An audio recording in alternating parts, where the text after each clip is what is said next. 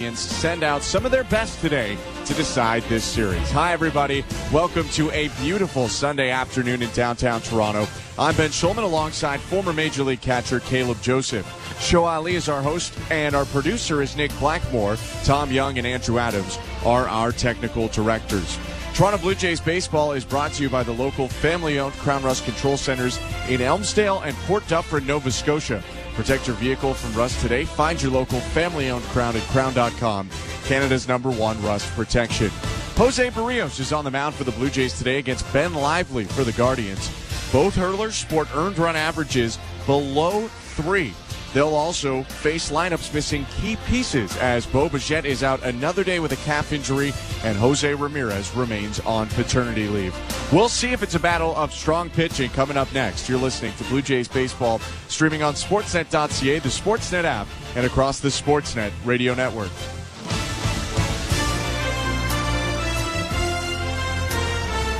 Not tomorrow, not someday. The home improvements begin today. It's game on with Timber Mart. Build that deck, raise that fence, landscape till your property is beautiful. Don't pay for 12 months on the Timber Mart deferred payment program.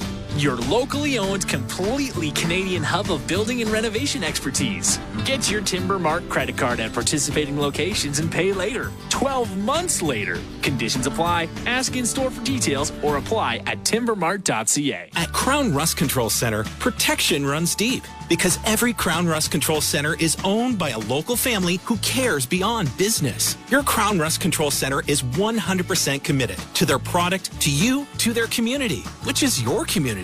Protecting you and what matters to you is equally important as protecting your vehicle. Did you know spring's the best time of year to protect your vehicle from rust? For a special spring offer, find your local family-owned Crown Rust Control Center at crown.com. Hi, I'm Buck Martinez, live from the showdown between Pizza and inflation. First to the plate, Pizza's big hitter, fixed rate pizza. An extra large 4-topping pizza for a fixed price of $17.99 until the end of 2024. I dare say, folks, inflation stands no chance against this all-star. Here's the delivery. And inflation strikes out. That's a swing and a drive for fixed rate pizza. Lock in yours today. Order pizza.ca. This is Kendall Rogers from D1 Baseball. Right now, we're breaking down the College World Series from every angle on the D1 Baseball podcast on the Sirius XM Podcast Network. Find out who will be standing tall in Omaha with me, Mike Rooney, Aaron Fitt, and Joe Healy all week long. Yeah, I mean, on paper, this is a big mismatch. I mean, the talent discrepancy is huge. It's college baseball at its best. To hear the D1 Baseball podcast today, plus exclusive SEC and ACC content, search D1 Baseball on the Sirius XM app or wherever you get your podcasts. The UFC is on SiriusXM. Hear all the action live from the Octagon every weekend on SiriusXM Fight Nation Channel 156. Radio Network. Richards back on the rubber. Stands on the third base side. 2-2. Swing and a miss. Strike 3. Got him out in front on a change. First strikeout of the day for Richards in his second scoreless inning. Francis kicks and delivers. Called strike 3, 95 on the inside edge. That completes 4 scoreless innings for Bowden Francis. 5 runs made it work, I think, and allowed Bowden to kind of go. Everyone did their part. Trev was great. Timmy got his outs, and I think Zach stopping it right there and allowed Bowden to go. And Cabby was really good again. So everyone kind of hit their spots they were supposed to, and the runs definitely helped. Pitching, hitting, defense, all of the above for the Blue Jays yesterday in a 5-0 win over the Cleveland Guardians. They try and take the series today as we're about to get started in Game 3. Toronto taking on the AL Central leaders. Thanks so much for tuning in. I'm Ben Schulman alongside Caleb Joseph. And Caleb, the Blue Jays probably couldn't have picked it better than having Jose Berrios on the mound here trying to lock up this series. Yeah, he's seen a lot of the Cleveland Indians going back to his time as a Minnesota Twin, but more of the same is what I'm looking for Jose Berrios. He's been so dominant against left-handed hitters, and you look back a couple of years ago, it was a real struggle for him, but how has he done it? He's used a little bit of the cutter. That's a newer pitch for him. The changeup has been excellent. That big slurve is hitting that down and in quadrant to the lefties, and then, of course, the two-seam fastball, the front hip action to the left-handers. I love what he presents there. He has weapons and locations to attack.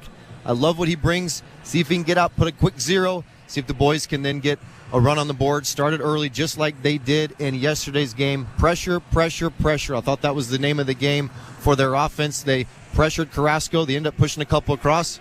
But again, it's the big leagues. Got to do it all over again the next day.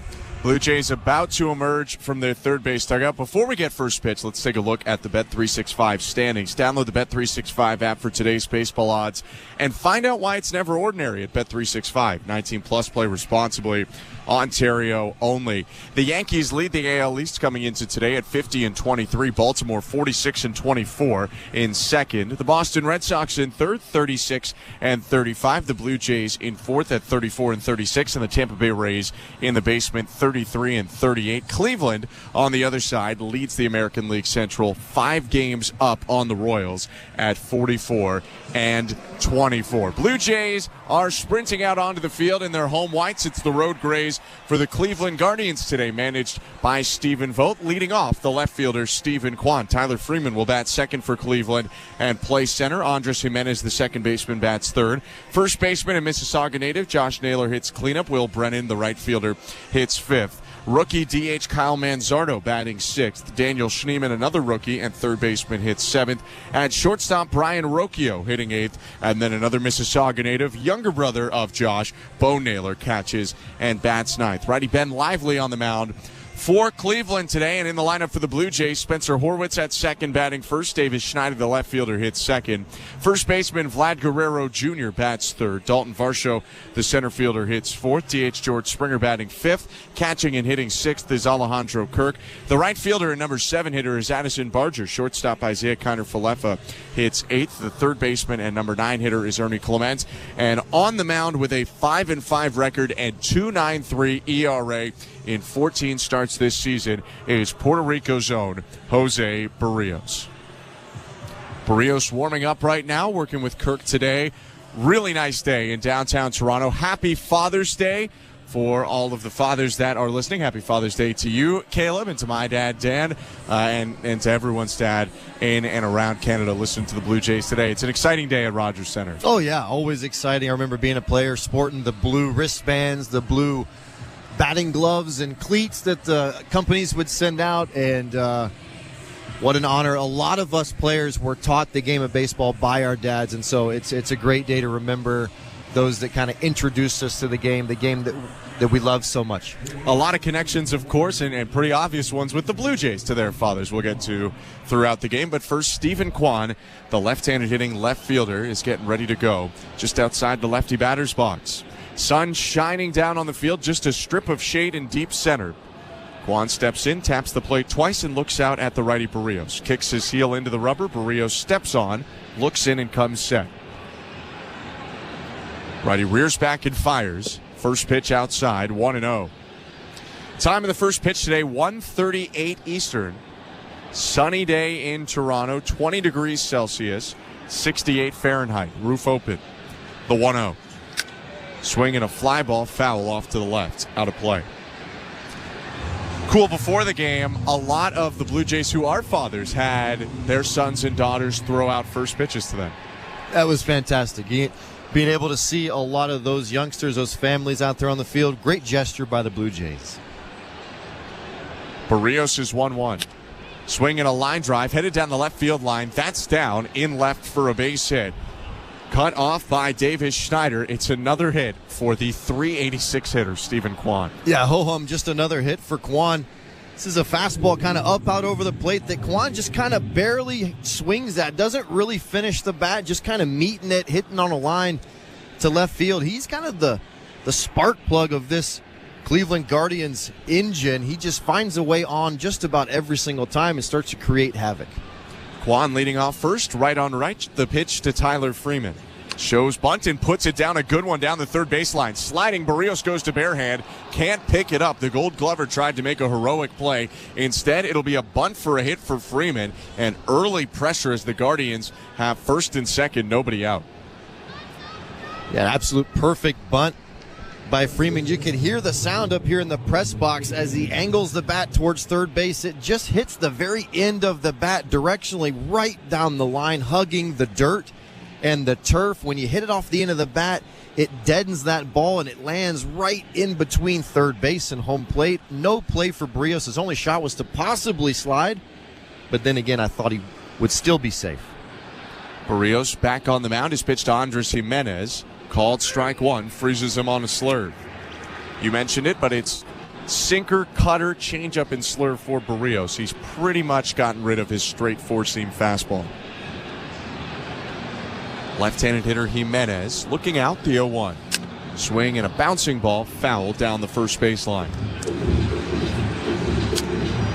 Ernie Clement was playing in at third base, with the Blue Jays also shifting to pull for the left-handed hitter. Now Clement backs up behind the baseline. Still plays close to third. Shortstop IKF up the middle. Horwitz, the second baseman, deep in the hole. Vlad plays behind the runner at first, Tyler Freeman. A look at second by Berrios at quad. One more peek in the 0-2. Swing and a tapper behind the plate. Foul ball.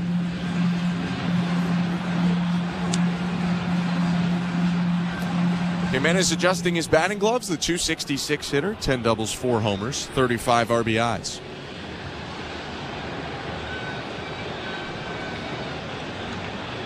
Rests the bat on his left shoulder, looks out at Berrios, who kicks and delivers. High. Jimenez started the swing but holds back. It's 1-2.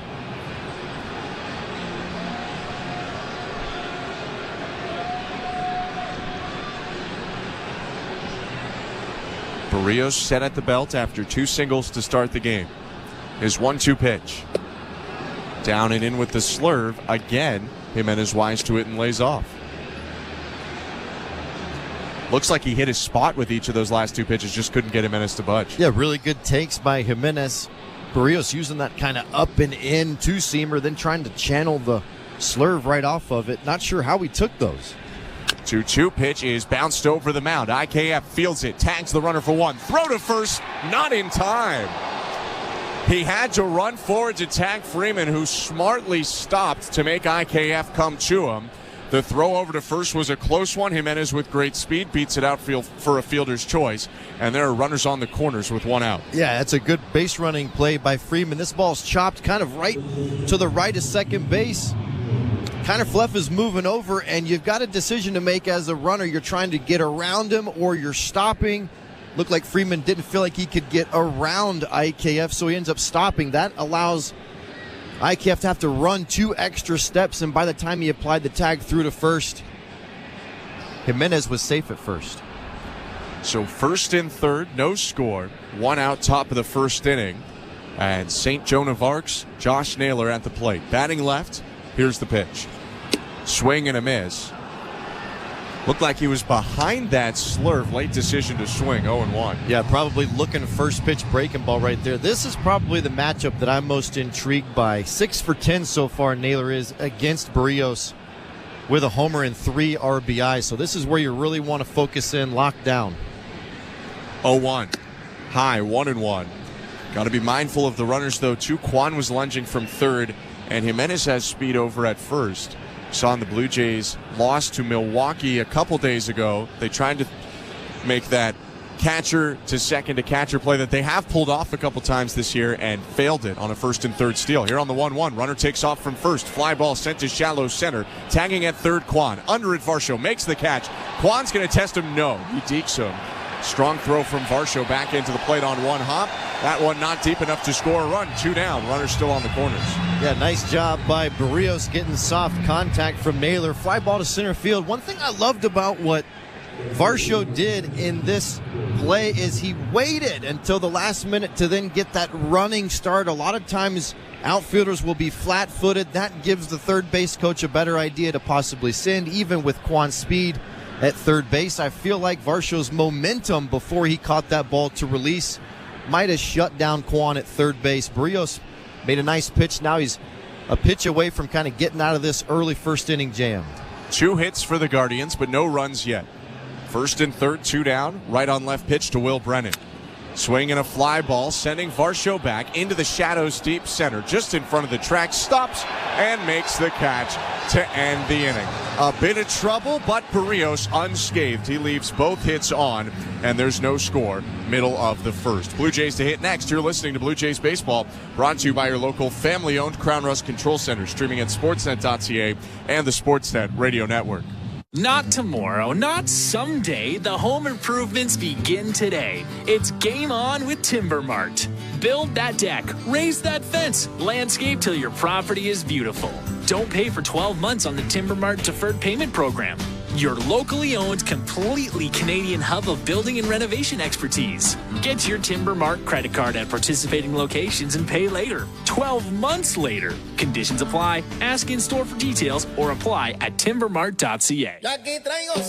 So Blue Jays fans, you want to know about salsa? Salsa is more than dancing. It's more than music. Salsa is the passion and spirit that is at the core of the beautiful cultures of Latin America. The Blue Jays are bringing salsa to the ballpark on June 27th. Be one of the first 15,000 fans in attendance and receive a Blue Jays chip and dip bowl. Celebrate salsa and create core memories with your Blue Jays. It's salsa night. For tickets, visit BlueJays.com. Right, Vladdy? Everybody salsa. At Bet365, we don't do ordinary. That's why we introduced in-game betting. Because when the game starts, the action doesn't stop. With in-game betting, you can wager on game props, player props, totals, and the money line.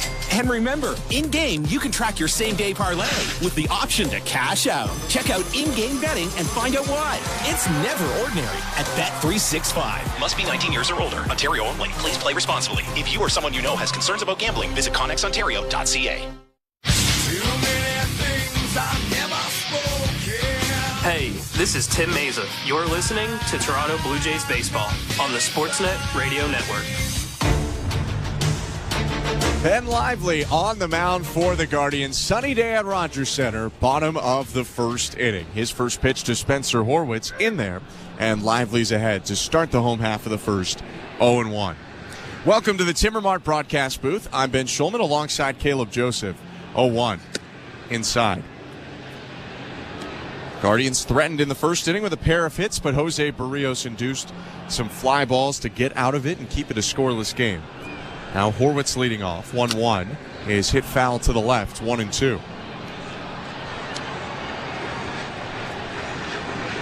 For Ben Lively, the starter for Cleveland, it's his 11th start of the year. 6-2 with an ERA just around 2.5. 1-2. Swing and a bouncing ball right side. Diving stop by Jimenez, but he doesn't come up with it cleanly. Crawling to the ball. That'll be a base hit for Horwitz. He just keeps racking up hits for the Blue Jays. That's his 9th already, and now 7 and change games. Yeah, he's reached base every start here as a Toronto Blue Jay this season, and I love the adjustability of his swing. That's a pitch down, moving down towards the dirt that he just kind of rides it out with the backside, keeps the barrel on plane just enough to get it to line drive into that kind of 4-hole. First pitch to Davis Schneider, up and in, ball 1. Got to be able to adjust with Lively because he throws a lot of different pitches. He's got a sinker, he's got a four-seamer, a sweeper, a changeup, and a curve. Although when you break that down between sinker and four-seamer, almost 2/3 of his pitches are fastballs in the low 90s. Next pitch to Schneider, fouls it off his foot. He's hopping on his right foot as he sent that one off of his left toes and is crouched down now outside of the dirt circle. Oh my goodness, right below the knee. Yeah, I wondered if it was the foot, but it is right under the knee, and that bone right there, I have fouled many a ball off that bone, and that hurts a lot. The fact that he's back in the box right now this quickly, I'm actually surprised, to be honest with you. Hit it off the inside of that left knee. Here's the 1-1. Outside with a breaking ball, 2-1. I mean, he is built like a fire hydrant, and he's tough as nails, but my goodness, I'd be needing a stretcher after that foul ball for sure. Schneider just needed 2-3 seconds, and he's ready to go. 2-1, swing and a miss. Really let it fly there on the top of the zone fastball, 2-2. Yeah, you mentioned all those pitches from Lively. Most of his fastballs are going to be at the upper part of the zone. Is a high-ranking pitcher when it comes to location at the top with the fastball. 2-2, fouled back, another high and tight fastball. And it's not going to overwhelm you with velocity. It's 91, 92, maybe topping out at 93, much like Carrasco. You got to wait these type of pitchers out, not be in a rush to get it over with. It's all about location with Lively. Horwitz on first, the 2-2 to Schneider. Check swing, pitch was in the dirt, appeal to first, no swing. It's the crew chief, Bill Miller, at the plate. He just appealed to Malachi Moore at first. Doug Ennings at second, Chad Whitson umpires third.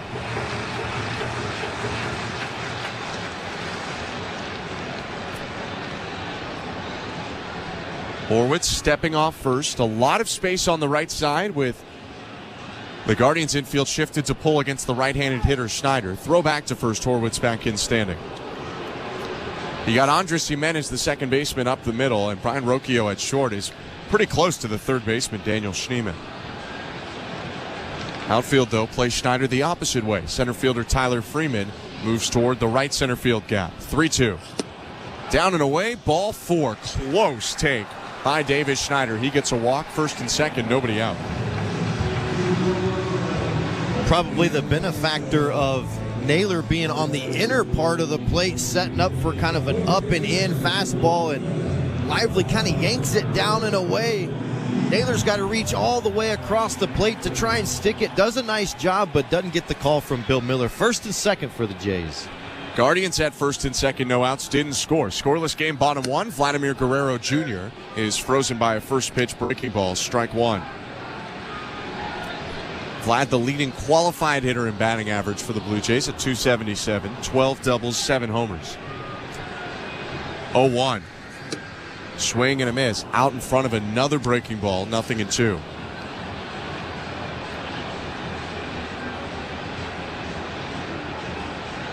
With 2 strikes, the outfield moving. Freeman was in dead center, now moves to right center. 0-2 pitch. Swing and a foul ball off the handle into the netting.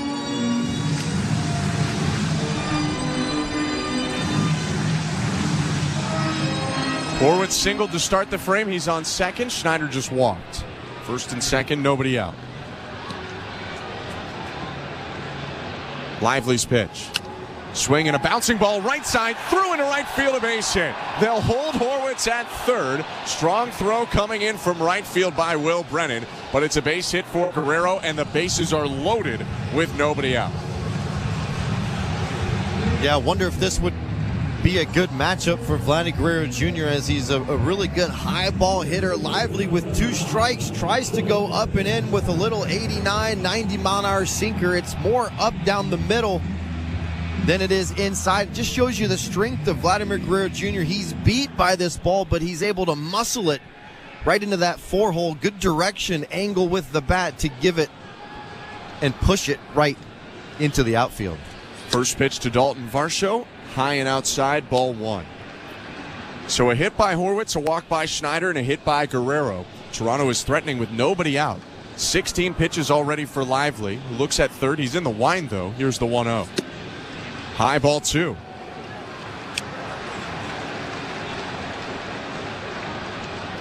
Varsho owns one of 2 Blue Jays grand slams this year. Hit it here at home in the opening homestand against Colorado. 2-0. Swing and a miss. Out in front there on what looked like the changeup, it was 2-1. Lively gets a lot more funky against lefties than righties. That's when he gets into his mix. 2-1. Swing and a pop-up, middle of the diamond. Infield fly rule in effect. Rocchio calling off Schneemann, but Varsho's already called out anyway. For Lively, that's best case scenario as Varsho is retired with nobody moving up, and now George Springer will hit with 1 out and the bases loaded. Loved what George Springer did in yesterday's game against Carrasco. First at bat, he was ready and on time for a heater. Drove it right up the middle for a base knock, RBI single. Wouldn't be surprised here if Lively starts him off speed, considering what he did in yesterday's game. Lively's first pitch, called strike 1. It's the first inning, brought to you by Armstrong Bird Food. Bring nature to your backyard with Armstrong. Feeding Blue Jays since 1986. Visit ArmstrongBirdFood.com. No score, 1 out, bases loaded, bottom 1. Springer takes the 0-1 down and away.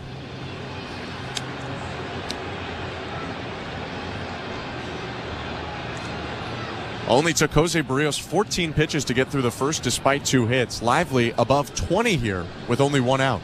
His 1-1. Up and in. Springer started the swing but holds back. 2 balls and 1 strike.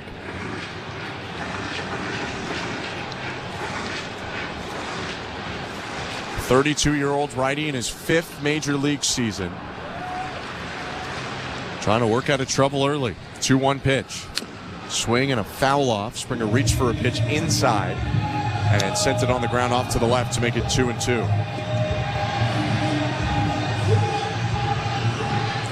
Lively goes to his cap, licks his fingers. Now stepping back on. 6'4", 235-pound righty blows a pitch by Springer. A swing and a miss on the breaking ball, and there are 2 down. Yeah, that at-bat right there just epitomizes how Lively is effective in the big leagues. A lot of guys throwing the sinker up in the zone now. Most of the time, years ago, that sinker was down and in, but when you give it up and in, it just gives a ton of effect up there. It's that front hip leaking, and then you can go to the breaking ball, which you got Springer on. First pitch to Alejandro Kirk, high ball 1. Toronto in danger here of not scoring after loading the bases with nobody out. An infield fly on a pop-up by Varsho and a strikeout by Springer. 1-0 to Kirk. Called strike. Pitch looked a little bit high of the small zone for Kirk. It's 1-1. Horwitz on third. He singled to start the inning. Schneider with a walk on second. Vladdy hit a single as well. He's on first. 1-1. Someone looked to hair outside, but it's called a strike. Borderline pitch to make it 1-2. Fans loud, but a little bit restless now. With 2 down and the bases loaded. Bottom of the first. 1-2. High. 2 balls, 2 strikes.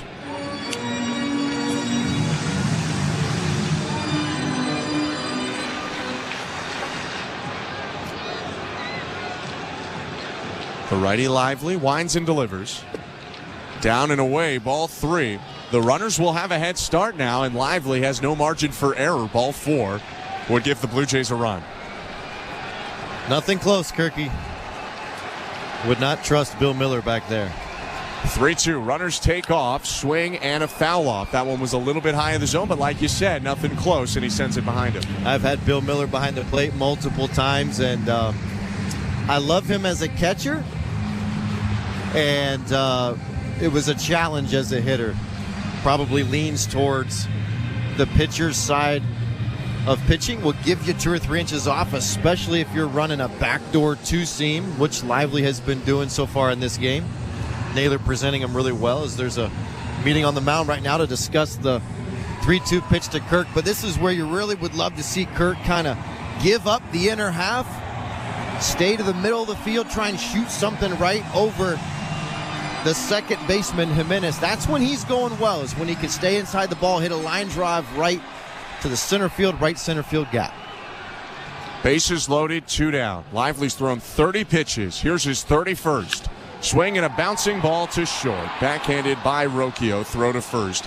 And that's the inning. The Blue Jays come up with 2 hits and a walk, load the bases with no outs.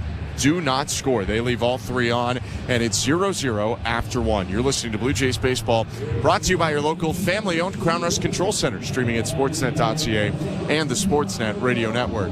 The Stanley Cup Final is on Sirius XM. Can the Florida Panthers capture their first cup? Down to Reinhart, back in front, deflection, they score! The Panthers tie it at 2! Or will the Edmonton Oilers end Canada's 3-decade-long Stanley Cup drought? Edmonton wins the game! It's Connor McDavid!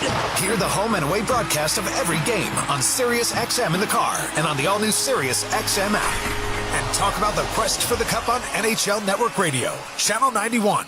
Fantasy Sports Radio is helping you win your fantasy leagues right now on Channel 87. Aaron Judge drills a 3-run home run. From in-season fantasy baseball management to our all-time fantasy baseball draft to helping you prepare for your fantasy football drafts. Fantasy Sports Radio is here to help you dominate. Don't ever take a player that you don't intend to keep all year. Don't do it. It's terrible management. Fantasy Sports Radio, your home for fantasy sports. Channel 87 and on the all-new Sirius XM app. The South Carolina Gamecocks are on top of the women's college basketball world yet again. Perfection for South Carolina. 38 games, 38 wins. We're reacting to the perfect season and talking to the biggest names right here on Channel 374. Congratulations, Coach Saley. What does this particular title mean to you? This title is pretty special because it was unexpected. Keep it locked into SiriusXM SEC Radio as we continue to break it all down and celebrate the Gamecocks' third national title. Fantasy Sports Radio is helping you win whichever fantasy sport you play. Right now on Channel 87 and on the all-new SiriusXM app. And the Sportsnet Radio Network. Welcome back to Rogers Center. Scoreless game, top of the second inning, Blue Jays and Guardians. The second is presented by Bet365. At Bet365, you can watch thousands of live games, build your own bet, and can even make a bet while the game's still being played. 19 plus, play responsibly, Ontario only. I'm Ben Schulman alongside Caleb Joseph.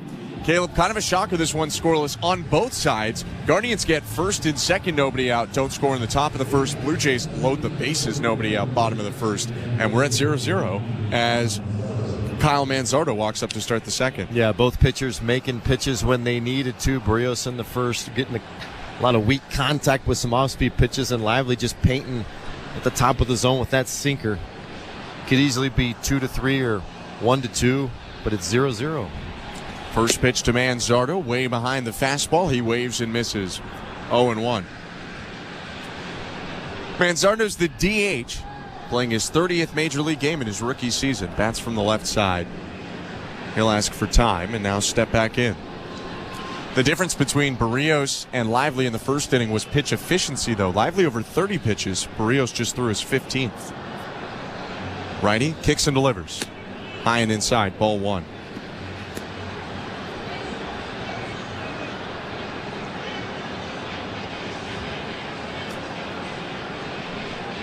First of two lefties Berrios faces this inning. The 1-1 pitch, down and in, 2-1.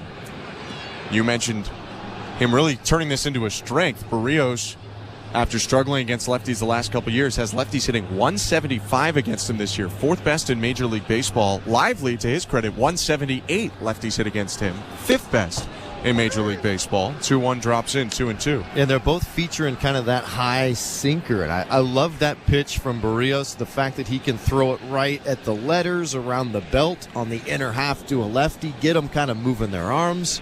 Get them conscious of that ball inside. 2-2 pitch, high and outside, full count.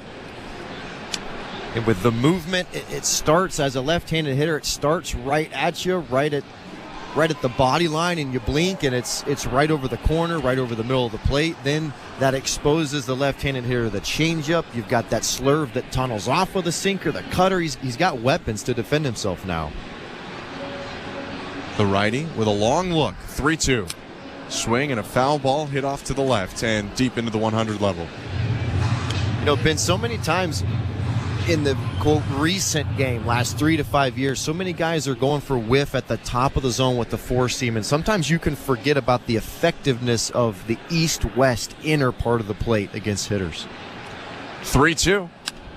Swing and a fly ball left center. Harshaw moving over, called off by Schneider. The left fielder makes a one-handed catch. One down. And that's the biggest thing that I've seen from Berrios is kind of eliminating that four-seam whiff at the top and going for more effect on the inner half with the two-seam. And then he's able to dump that slurve underneath, use the changeup. He's actually getting more strikeouts by not using that four-seam up at the top. So it's kind of matching up the repertoire, figuring out where those pieces of the puzzle fit in. His first pitch is high to Daniel Schneemann, 1-0. Changeup's been a huge pitch for Berrios this year, like you mentioned. 113 average he gives up on the changeup is best in Major League Baseball. 1-0. Schneemann takes outside, 2-0. Meant to mention last inning too, but Berrios was in a bit of trouble by getting the first 2 outs in the first. He reached 1,300 career innings. Berrios, 30 years old, 2-0. Is driven to right center field. Varsho on the run. The center fielder gets under it, makes the catch. 2 down.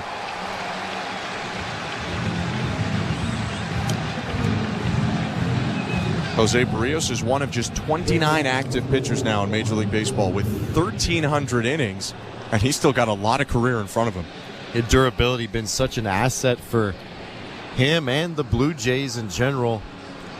Takes great care of himself, always out there working in great physical shape, and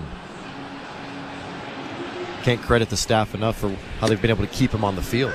First pitch to Brian Rocchio, switch hitter batting left. He takes 96 on the inside half, 0-1. No score, nobody on, top of the second. Berrios is 0-1, down and in. Berrios once threw 200 innings in 2019 with Minnesota, 190 innings or 192 between Minnesota and Toronto in 2021. Last year he was 1 out short of 190 again. 1-1 fouled off, 1-2. There just aren't that many guys around Major League Baseball that since 2018 have thrown as many innings as him. It's just Garrett Cole and Aaron Nola. That's pretty good company. Very. 1-2. Fouled off. Yeah, Ross Atkins and company, they absolutely nailed this trade. I think even going back and looking back, and sometimes they say you don't really know the outcome of a trade until 2, 3, 4 years later. I would do it 100 out of 100, knowing what you get out of Berrios. His 1-2. Swing and a miss, strike 3. Got the fastball foul tipped into the glove of Kirk. 5 in a row retired by Berrios, who blanks Cleveland for a second straight frame. No score, middle of 2. You're listening to Blue Jays Baseball, brought to you by your local family-owned Crown Rust Control Center, streaming at sportsnet.ca and the Sportsnet Radio Network. We're 2 men and a truck. So, you're moving to a new home, and all that's left to do is to call a mover you know you can trust. Well, naturally, you think 2 men and a truck, since you know they have lots of men and lots of trucks. They'll wrap, pack, and move everything you own. With a 96% referral rating and the professionalism you can trust, the choice is simple. For a free in-home estimate, call today. We're 2 men and a truck. 2 men and a truck, the movers who care. At Crown Rust Control, protection runs deep because every Crown Rust Control Center is owned by a local family who cares beyond business. Your Crown Rust Control is 100% committed to their product, to you, to their community, which is your community. Protecting you and what matters to you is equally important as protecting your vehicle. Did you know spring's the best time of year to protect your vehicle from rust? For a special spring offer, find your local family-owned Crown Rust Control Center at crown.com. Not tomorrow, not someday. The home improvements begin today. It's game on with Timber Mart. Build that deck, raise that fence, landscape till your property is beautiful. Don't pay for 12 months on the Timber Mart Deferred Payment Program. Your locally owned, completely Canadian hub of building and renovation expertise. Get your Timber Mart credit card at participating locations and pay later. 12 months later. Conditions apply. Ask in store for details or apply at timbermart.ca. Hey, this is Dalton Varsho. You're listening to Toronto Blue Jays Baseball on the Sportsnet Radio Network. Ready or not, here I come. Today is Super Sunday, and Jays Care is giving away Blue Jays Premium Club tickets every half hour until 4:30 p.m. Eastern. That's 5 chances to win tickets, plus you could take home more than 150 other early bird prizes. Go to bluejays.com/5050 right now from Ontario or Nova Scotia. Addison Barger takes up and in, and we're underway in the bottom of the second.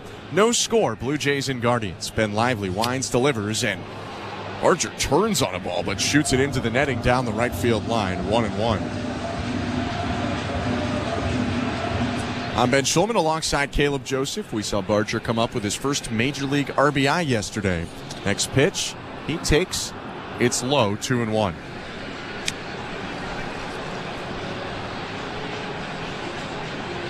Barger rolled the ball right through where the shortstop was positioned, Brian Rocchio. He was moving over to cover a steal as George Springer was running. Right on left, the 2-1. Swing and a liner, right field, base hit. Backing up Brennan, who cuts it off in the corner and tosses it back in to limit Barger for a single. That's his third Major League hit, maybe the hardest one he's hit so far. 108.5.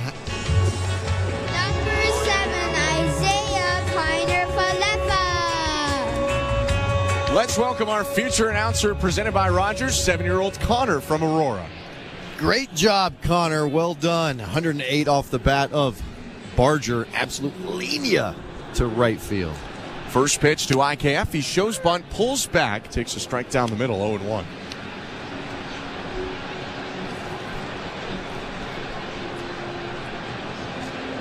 Barger has a little bit of speed. Didn't run a ton at AAA.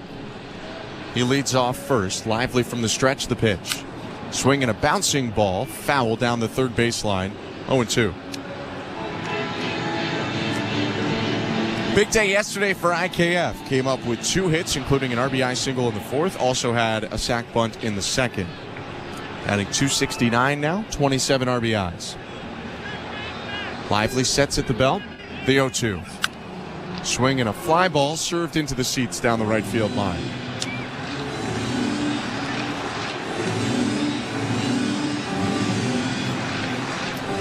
Mark Budzinski, the first base coach in the year of Barger, who's looking out toward Carlos Fablis, the third base coach. No outs, runner on first. And the 0-2 again. Barger takes off, swing and a miss, strike 3. Throw down to second is late. So it's a strikeout for IKF, but a stolen base for Barger. Now a runner on second with 1 out. Yeah, really, really nice. That's our future announcer, 7-year-old Connor from Aurora. And I am trying to sabotage Connor from Aurora. Just keep trying to talk over him. Connor, my apologies, bud. Hey, it's Father's Day. It's more about you than about the youngsters. First pitch to Ernie Clement is hit well. Left field, going back, Quan turns. It's out of here.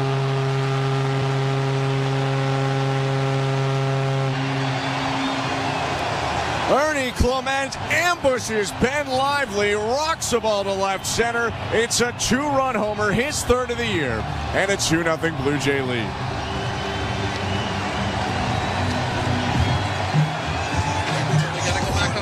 We still got to introduce the next guy. I know. Ready, go. Number 48, Spencer Horwitz.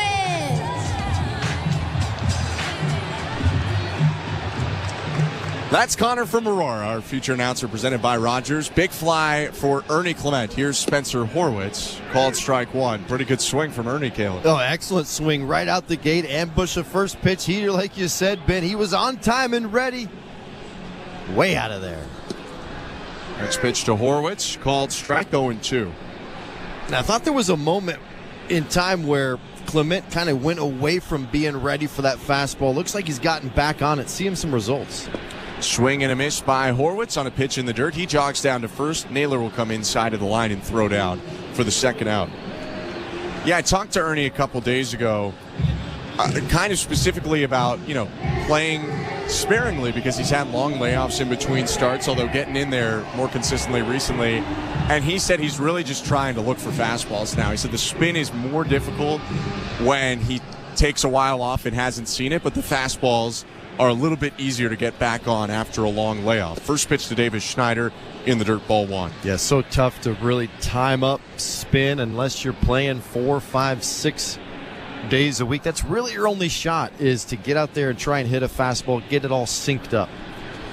1-0 pitch outside, 2-0. 2-0 Blue Jays on Clement's home run. Bottom of the second, 2 outs, nobody on. Davis Schneider up. He walked in the first inning. 2-0 pitch is popped up way high above the mound. Second baseman Jimenez coming in will make the catch just behind the mound to end the inning. The Blue Jays scored 2 on 2 hits, and they lead 2-0 after 2 innings. You're listening to Blue Jays Baseball, brought to you by your local family-owned Crown Rust Control Center, streaming at sportsnet.ca and the Sportsnet Radio Network. At Crown Rust Control Center, protection runs deep because every Crown Rust Control Center is owned by a local family who cares beyond business. Your Crown Rust Control Center is 100% committed to their product, to you, to their community, which is your community. Protecting you and what matters to you is equally important as protecting your vehicle. Did you know spring's the best time of year to protect your vehicle from rust? For a special spring offer, find your local family-owned Crown Rust Control Center at crown.com. We're 2 men in a truck. the movers who care. You never know when cardiac arrest can happen. That's why each and every one of our trucks carries a life-saving Mikey defibrillator as part of our Mikey on Board program. Whether we're on the highway or in front of your house, we're prepared to help anyone whose heart may skip a beat. The Mikey Network has saved many lives, making Mikeys accessible to the public. And now they're on board our trucks. We're 2 men in a truck. 2 men and a truck, the movers who care. At Bet365, we don't do ordinary. That's why we introduced in-game betting. Because when the game starts, the action doesn't stop. With in-game betting, you can wager on game props, player props, totals, and the money line. And remember, in-game, you can track your same-day parlay with the option to cash out. Check out in-game betting and find out why. It's never ordinary at Bet365. Must be 19 years or older. Ontario only. Please play responsibly. If you or someone you know has concerns about gambling, visit connexontario.ca. This is Toronto Blue Jays baseball. Springer charges the ball to left field. It's in the seats, and the Blue Jays are on the board. On Sportsnet 590 The Fan and the Sportsnet Radio Network. Top of the third inning in Toronto, 2-0. The Blue Jays lead the Guardians. Mississauga's Bo Naylor leads off the top of the third against Jose Berrios. Right on left, the pitch. Swing and a pop-up back of third. Drifting out to left now. Schneider camped under it. He'll make the catch. 1 down. I'm Ben Schulman alongside Caleb Joseph. The third inning is brought to you by the local family-owned Crown Rust Control Centers in Elmsdale and Port Dufferin, Nova Scotia. Protect your vehicle from rust today. Find your local family-owned Crown at crown.com, Canada's #1 rust protection. Top of the order for the Guardians. Here's Stephen Kwan, who singled to left field in the first. Clement playing in at third, watching the bunt. First pitch, Kwan does show bunt, pulls it back. Kirk dropped it, but it's called strike one. That was right down the middle, bounced away to the right, but Kirk held the glove down the middle just to show Bill Miller where it would have landed. Yeah, sometimes those fake bunts, hitters will kind of pull the barrel back right in the sight line of the catcher. I remember having those multiple times, and I literally could not see the baseball. Clement way in, the 0-1 pitch. Runs way inside on Kwan, who jumped out of the way. Yeah, but as you said, I love the fact that he just held it there. That's where it would have been, Bill Miller. They just showed the replay. It's a good thing he barely tipped it because it would have hit him right in the chin. Here's the 1-1. Kwan swings and fouls it off his back leg, limping out of the box now and onto the turf, 1-2. I remember 6 or 7 years ago, first and second, late in the game, and it was just an absolute bunt situation. Right-hander was up, can't remember who or where, but multiple pitches where I'm trying to get above the barrel, underneath the barrel. I could not see the ball, and I was panicked, thinking I was going to whiff it. Here's the 1-2. High, 2 balls, 2 strikes. Are you saying to the batter, like, hey, man, come on. This isn't about you and me. Yeah, like, tilt the bat just a little bit. I mean, they would go to square to bunt, and the barrel would be right in my eyes. And give me a chance, man. 2-2. Outside, full count. And there was those real savvy players that would kind of do it on purpose, really drag that bat, pulling it back as long as they could in the sight line. Woo!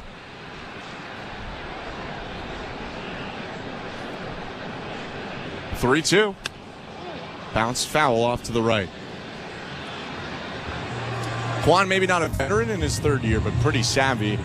Had the single in the first. He's up to .390 with his batting average, and he has one of 2 Guardians hits today, the only hit to the outfield against Berrios. Lefty swinger out of Oregon State. National champion with the Beavers. Here's the 3-2. Hit on the ground sharply, picked at first by Guerrero, head high. He'll call off Berrios, step on the bag himself. An important second out as they retire Kwan. Yeah, I think it's so important to remember that hits are 2,000 OPS. So Kwan has only got 4 home runs, and you're thinking, just a little slap hitter, probably not going to have a huge OPS, but it's 990 OPS. So, yes, what he doesn't have in slug, he makes up in on-base percentage and just hits in general. He's a tough out, and to be able to get that out, to kind of get to 2 outs here in the third, exactly what Berrios was looking for. His first pitch to Tyler Freeman, front doors him with a slurve, strike 1. 2 down, bases empty, 2-0 Blue Jays, top of the third. Freeman bunted perfectly down the third baseline for a hit in the first. 0-1. Fouled off to the right in the air, 0-2. Berrios has retired everyone he's seen since. That includes a fielder's choice to Andres Jimenez, but no one else has reached base safely since that bunt single for Tyler Freeman.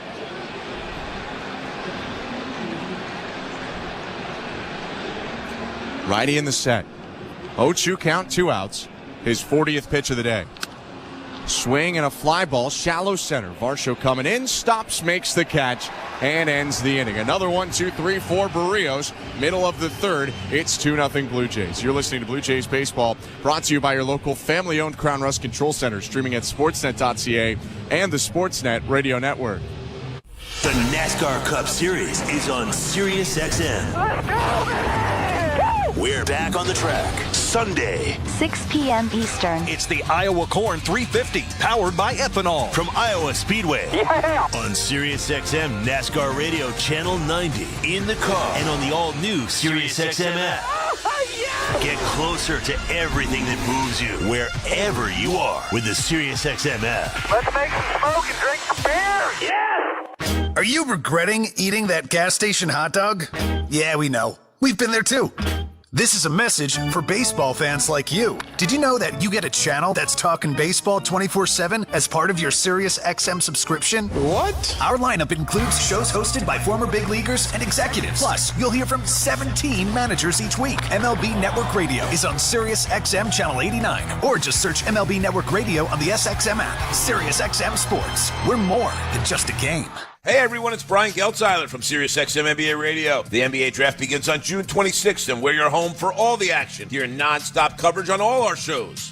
Mark it down. That guy is going to be a star in this league. Exclusive interviews. We are now joined by Bronny James. I just found happiness in what I'm doing right now, and I feel like that's where I want myself to be at. And every pick on the big night. With the first pick, your home for the 2024 draft is NBA Radio, Channel 86, and the all-new Sirius XM app. Just search NBA Radio. In season or out of season, the number one place for college sports is Sirius XM College Sports Radio, Channel 84. Network.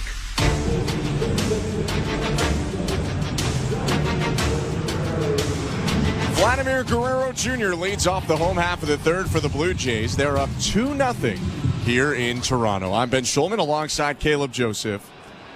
Guerrero at the plate. Ben Lively winds and delivers. Swing and a miss, strike one. On this Father's Day, Vladimir Guerrero Jr. got a first pitch from his daughter. He swings at the next one and rolls it up the middle, a base hit. 2-hit day for Vlad, who takes a wide turnaround first, but will get back. He's on first with nobody out.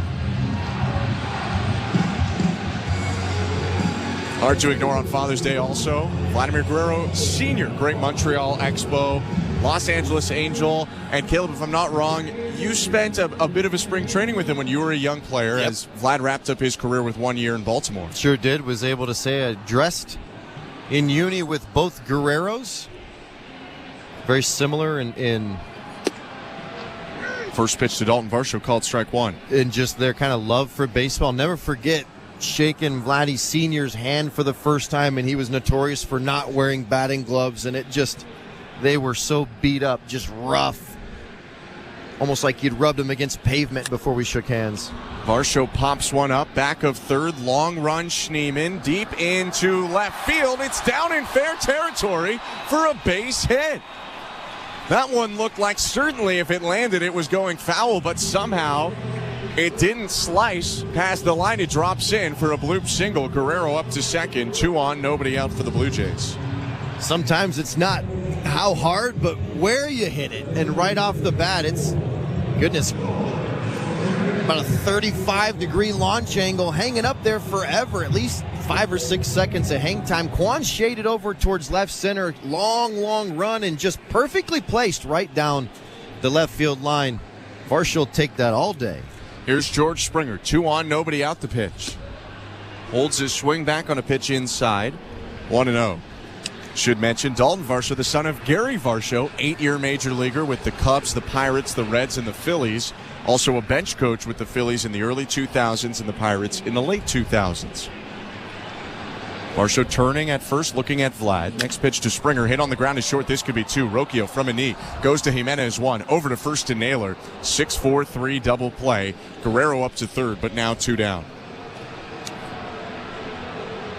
Yeah, good pitch to hit right there. A fastball kind of middle, just slightly up to Springer.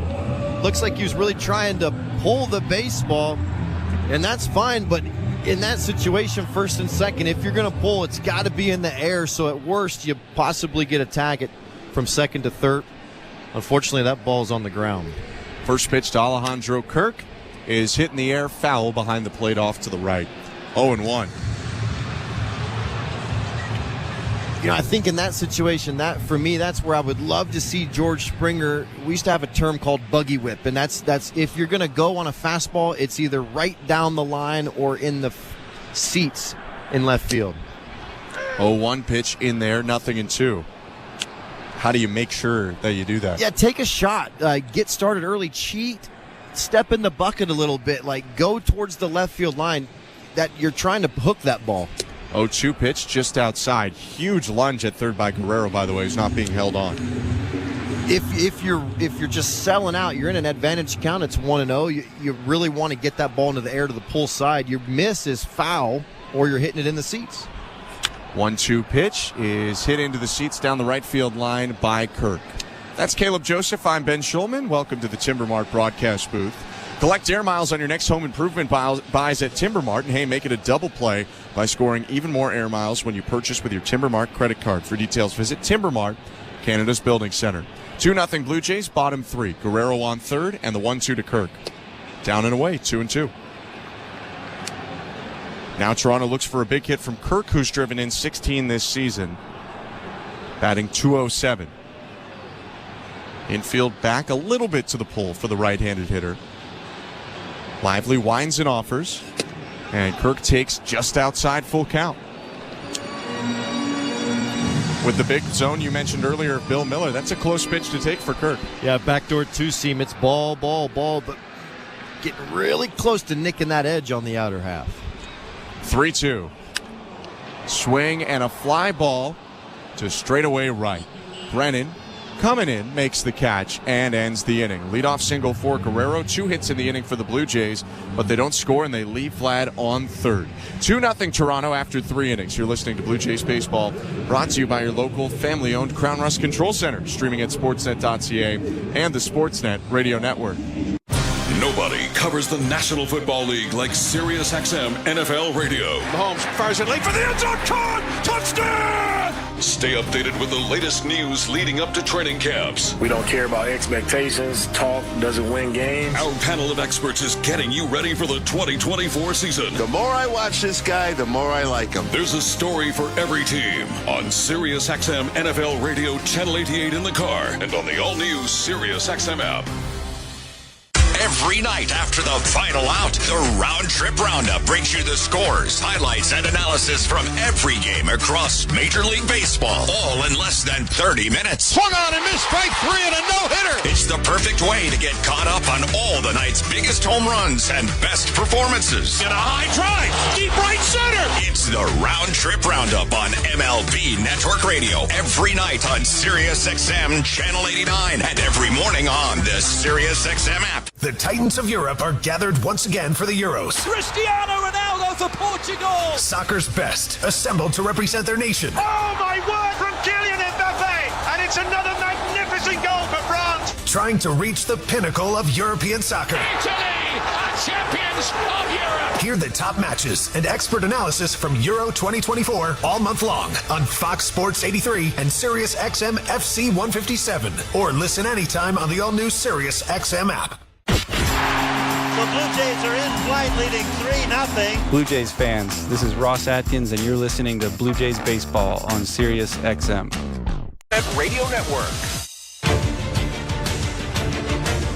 It's the 4th inning presented by Bet365. At Bet365, you can bet live in-game on game props, totals, and the money line. Download the app and find out why it's never ordinary at Bet365. 19 plus, play responsibly, Ontario only. Thanks so much for tuning in today. Happy Father's Day. Top of the 4th, the Blue Jays up 2-0 on the Guardians with Andres Jimenez leading off for Cleveland.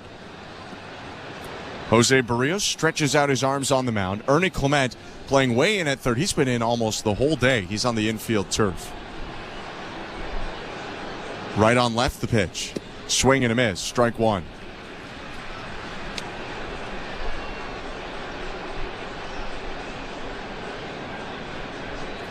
Berrios hasn't allowed a base runner since the first inning with nobody out. 0-1. Check swing. Pitch was down and in.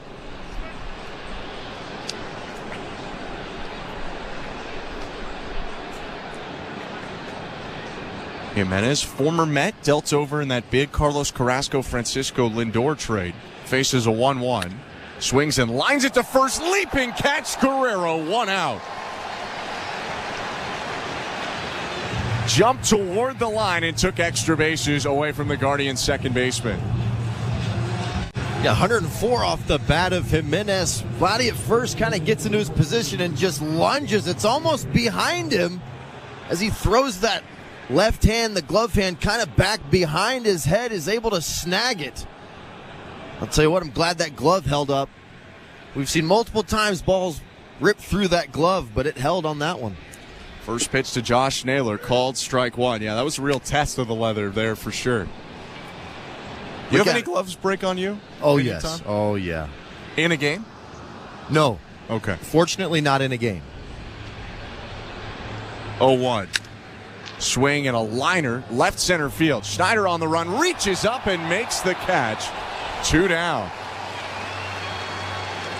2 quick outs for Jose Berrios. Some hard contact, though, in the fourth by the Guardians. Yeah, you're looking for your defense to make plays, and it's a 101-mile-an-hour line drive into left center. Doesn't look like much of a play, but you got to get the perfect jump. You got to get the perfect route. Schneider in left field gets the perfect jump, angles his body right perfectly towards that left center field gap, takes off running, makes the catch. So 2 down. Here's Guardians right fielder Will Brennan. He takes outside 1-0. Outfield has been busy today. 7 catches made by Varsho and Schneider already to the first 11 outs for Jose Berrios.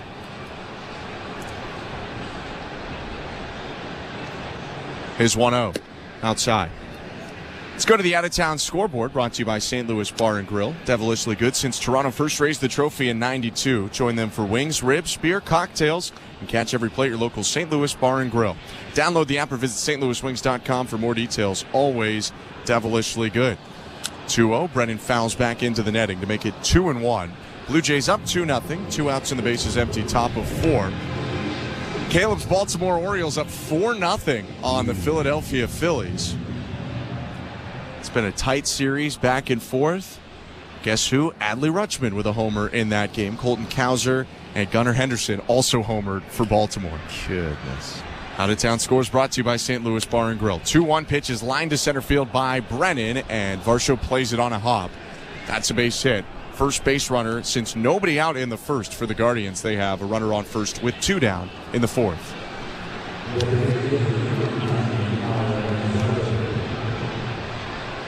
Those Orioles can sure hit the long ball, Caleb. Slug. They're very good at slug. They will chase a little bit, but you know they've got some really good plans down there. And I thought one of the more impressive games I saw was last year against Kevin Gausman, a really good splitter. They just kind of boxed him in. They slug. They do a lot of good things and put a lot of fear into you as a catcher. First pitch to Kyle Manzardo, the DH and rookie, takes strike one.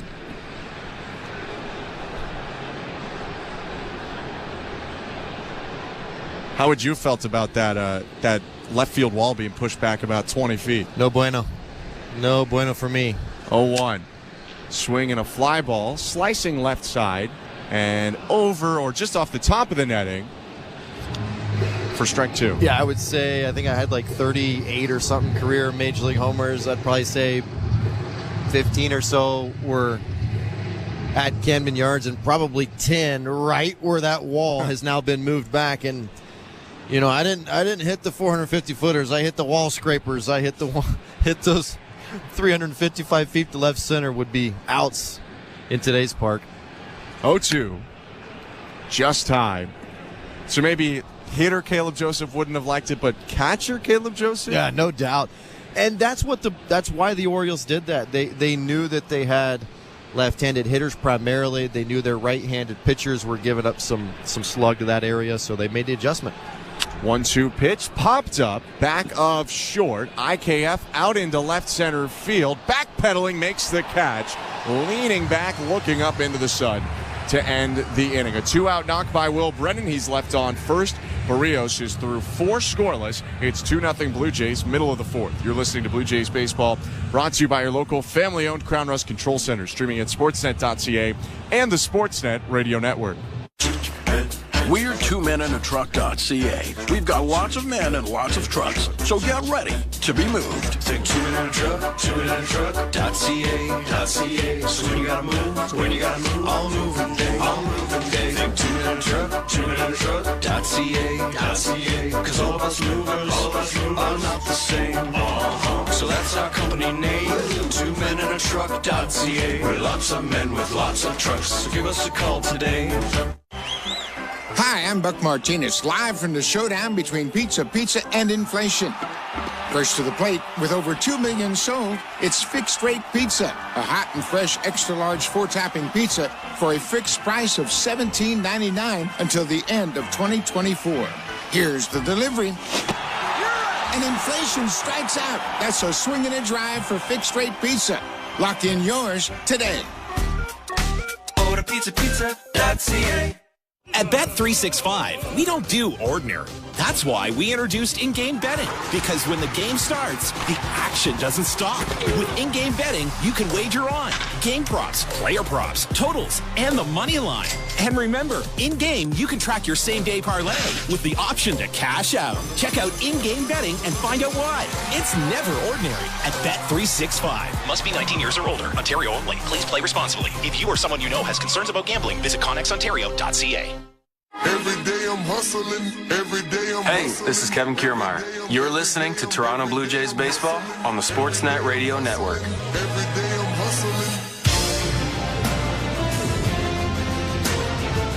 Welcome to the Timber Mart broadcast booth. I'm Ben Schulman alongside Caleb Joseph. Bottom of the 4th inning, 2-0 Blue Jays. Addison Barger leads off and takes strike 1. Barger with a single in the second, set up the 2-run inning for the Blue Jays. Ernie Clement homered to score Barger, 0-1.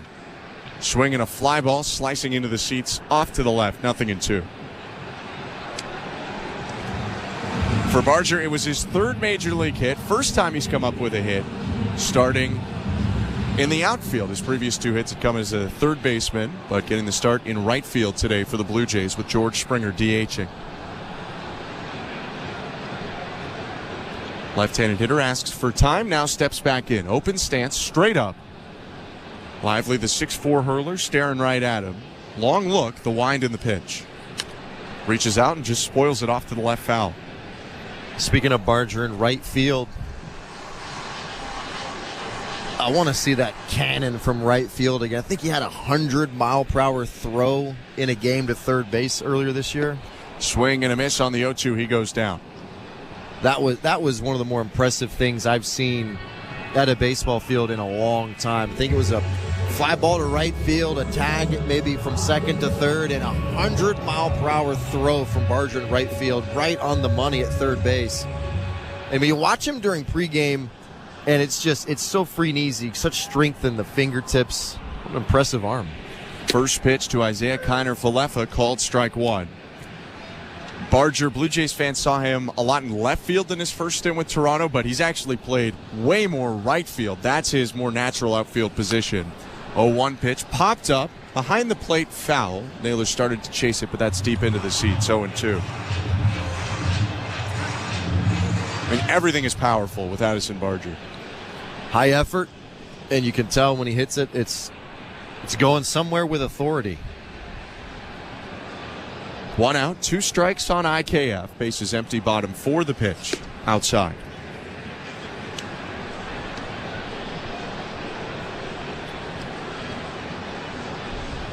Kiner-Falefa waggling the bat above his right shoulder, the 1-2.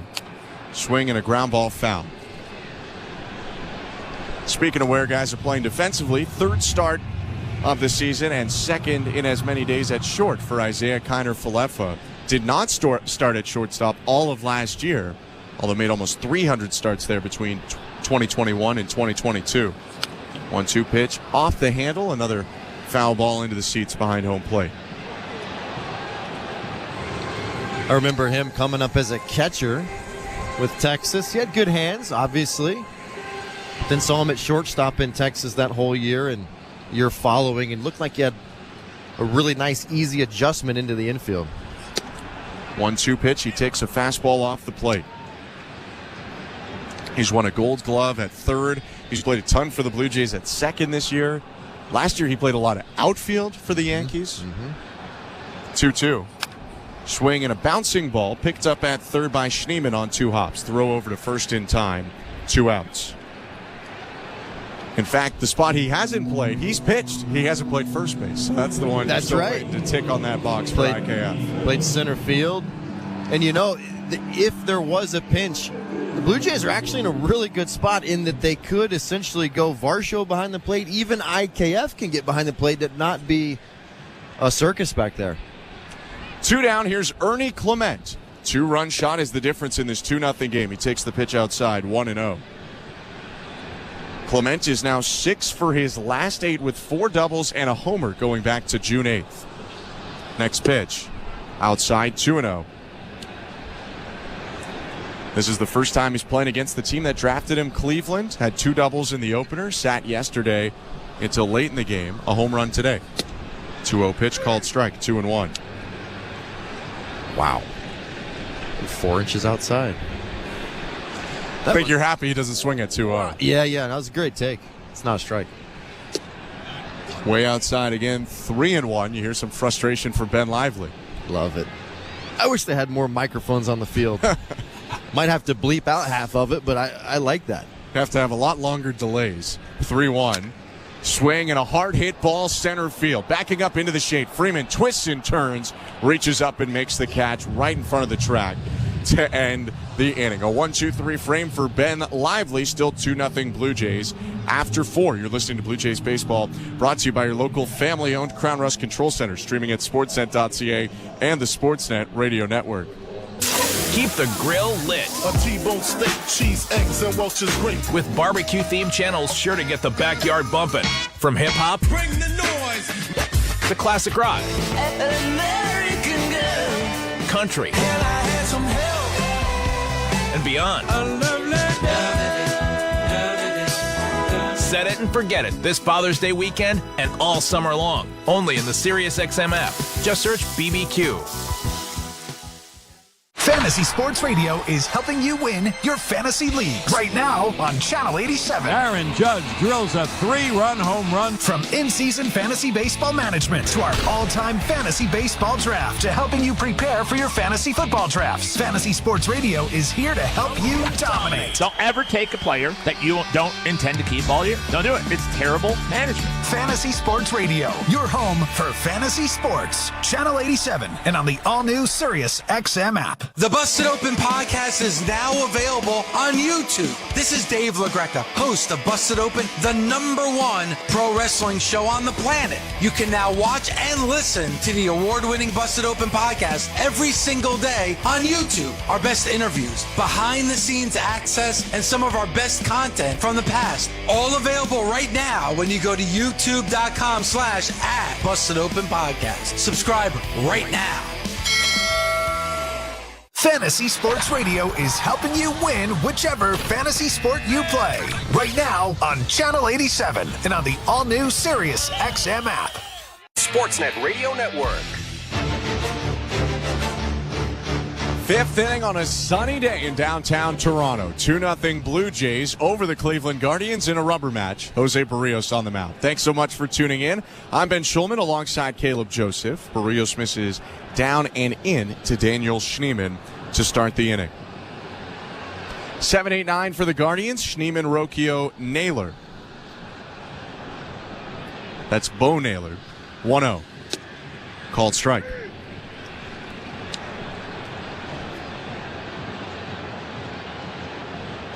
Schneemann, a left-handed hitter. Long hair coming out the back of his helmet. Looks out at Berrios, who's set at the belt. The righty twists and deals. Just a hair low with the fastball. 2-1. It's been a little bit of a big zone today. Thought that one might go the way of Berrios. 2-1 pitch. Swing and a hot shot, fair ball down the right field line. Bangs off the retaining wall. Schneemann with a wide turn will head back. Heads up play by Horwitz, who hasn't played here a ton. The second baseman went into shallow right to reel that one in. Yeah, we've seen the new dimensions here at Rogers Center. Right in the middle of the outfield where the wall kind of jets out. There have been a couple balls so far this year that have kind of hugged the inside part of the line and then kind of curve back to this angular part. The second baseman and shortstop, they've got to be really active, especially when the ball's coming off of that left-handed bat towards the first baseline. Horwitz reads it perfect. Here's Brian Rocchio, the shortstop. Switch hitter bats left and takes the first pitch for called strike one. Looked like he went around. Did not look like that pitch was in the strike zone, but regardless, it's a strike. You got there eventually. You're trying to get me in trouble. The 0-1. Inside. Oh, and it tipped him. You could hear a little noise there, and that's going to be a hit batter. That one just skims Rocchio. And the Guardians have something going here in the top of the fifth. 2-on with nobody out. Yeah, Berrios trying to get that up and in sinker on the inner half. Oh, pardon me. It's a little bit of a cutter. Just barely grazes above the forearm, right around the elbow area. I always hated those hit by pitches as a catcher because you're just a seam or two away from them getting out of the way. Now he's in a bit of a jam. First and second, nobody out. Bo Naylor is up. Hitless in the series so far. Right on left pitch. Called strike one. Happy Father's Day to everyone listening. Who is having a better Father's Day than Chris Naylor? He has Bo and Josh Naylor playing here in front of him for the Guardians against the Blue Jays, just outside their hometown of Mississauga. 0-1, swing and a miss, nothing in two.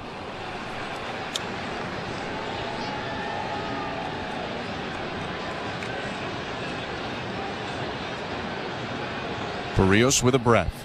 Runners on first and second, no outs. Top of the fifth, 2-0 Blue Jays. A look at second, one more peek, and the 0-2. Downstairs.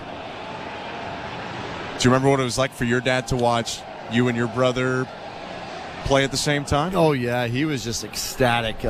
Grinning from ear to ear, smiles. Kind of a dream come true for all three of us. It was a really, really special day. 1-2 pitch. Swing and a pop-up just over our heads and into the 500 level straight behind the plate. You can imagine how exciting it is as a dad watching your son be on the big league stadium, on the big league field, but times two. I really can't imagine the joy that Mr. Naylor's feeling today. 1-2 pitch. Bounce foul. And maybe it could be times three coming up soon, as Miles Naylor was drafted as a competitive balance pick in between the first and second round last year by the Oakland Athletics, 39th overall. You'd have to think if he gets up, maybe the schedule makers say, hey, Cleveland and I guess it would be Sacramento at that point, or Cleveland and Vegas. Yeah. Maybe get them going on Father's Day. 1-2. Swinging a ball headed our direction, and it bounces just above us and falls back down. I had the laptop down. We were in athletic position right here in the booth. Ben's dodging. Ben's dodging moving a little left. bit. Show Ali's in my lap right here. Listen, guys, when the ball's hit to you, go towards the ball. Get your hands out there. Get ready. 1-2 again. Swing and a bouncing ball through the whole left side, of base hit. Stop sign put up immediately at third as Schneider was on it quickly. But Schneemann up to third, Rocchio up to second, Bo Naylor with his first hit of the series, and the Guardians have loaded the bases for the top of the order with nobody out. He had trouble looming for Berrios. A changeup that just doesn't get anywhere close to the bottom of the zone. Almost looks like it slips out of the hand of Berrios, floating well above the zone, kind of looping back down towards the upper and away part. Naylor gets it cue shot off the bat right into left field. Now a tough matchup with Stephen Kwan. Infield at double play depth. First pitch strike.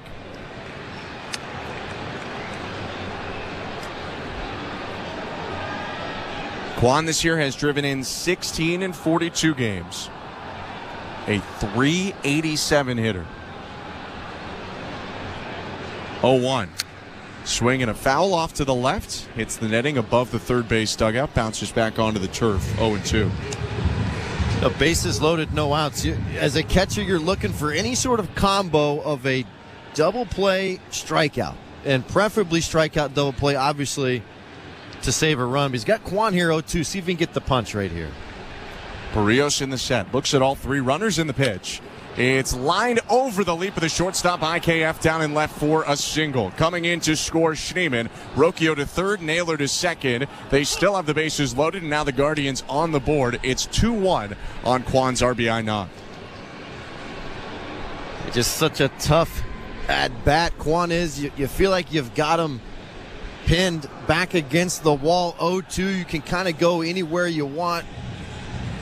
Looked like Berrios was trying to go up with the sinker to induce a little bit of whiff, and just a bit of a sword swing by Kwon, just not trying to do too much. And that's what I've noticed with him with 2 strikes. And those are the most dangerous hitters with 2 strikes. It's not the guys that are going for the grand slam. It's the guys that are just going to take a little bat speed off, direct the bat to the ball, put it in play, hit it on the barrel, make something happen. Those are the toughest guys in those situations.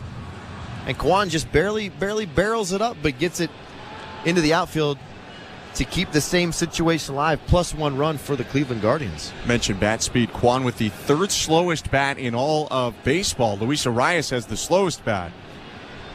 A lot of the high contact guys in that mix. Bases loaded, nobody out. The pitch to Tyler Freeman is hit foul to the right. 0-1.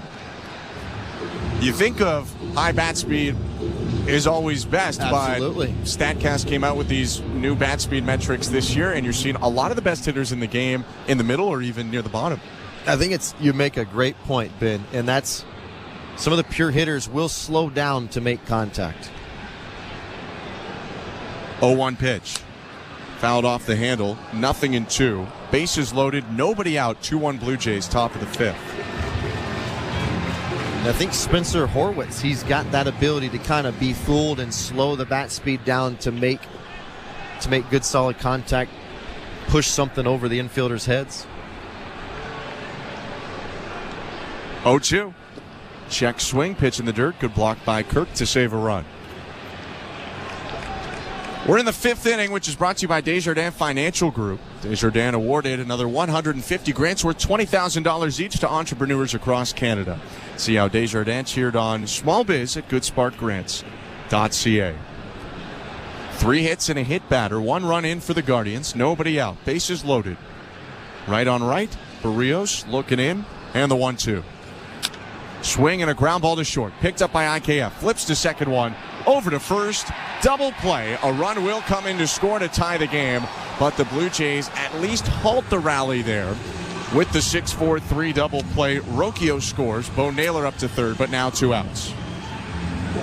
Yeah, as soon as Kwon gets the base hit to score the first run and you're still in that bases loaded, no out jam, you go right into damage control. You're willing to give up another run to tie the game to get 2 outs, to then be in a position to make 1 pitch and get out of the inning with a tie game.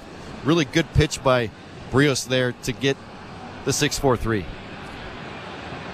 So Naylor on third, and the pitch to Andres Jimenez. Swing and a miss. Foul tipped it into the glove of Kirk. 0-1. Jimenez is 0 for 2 today, but he stung a ball down the right field line in the 4th that Vlad leaped and caught to take away a hit. 2-2 game, 2 outs, top 5, the 0-1. High and outside. Let's quickly peek at the St. Louis Bar and Grill out-of-town scoreboard. Orioles were up 4-0 on the Phillies, but Nick Castellanos with an RBI groundout. It's 4-1 Baltimore over Philadelphia. Top of the 5th at Camden Yards on the St. Louis Bar and Grill out-of-town scoreboard. 1-1 pitch by Berrios, down and in. 2 balls, 1 strike.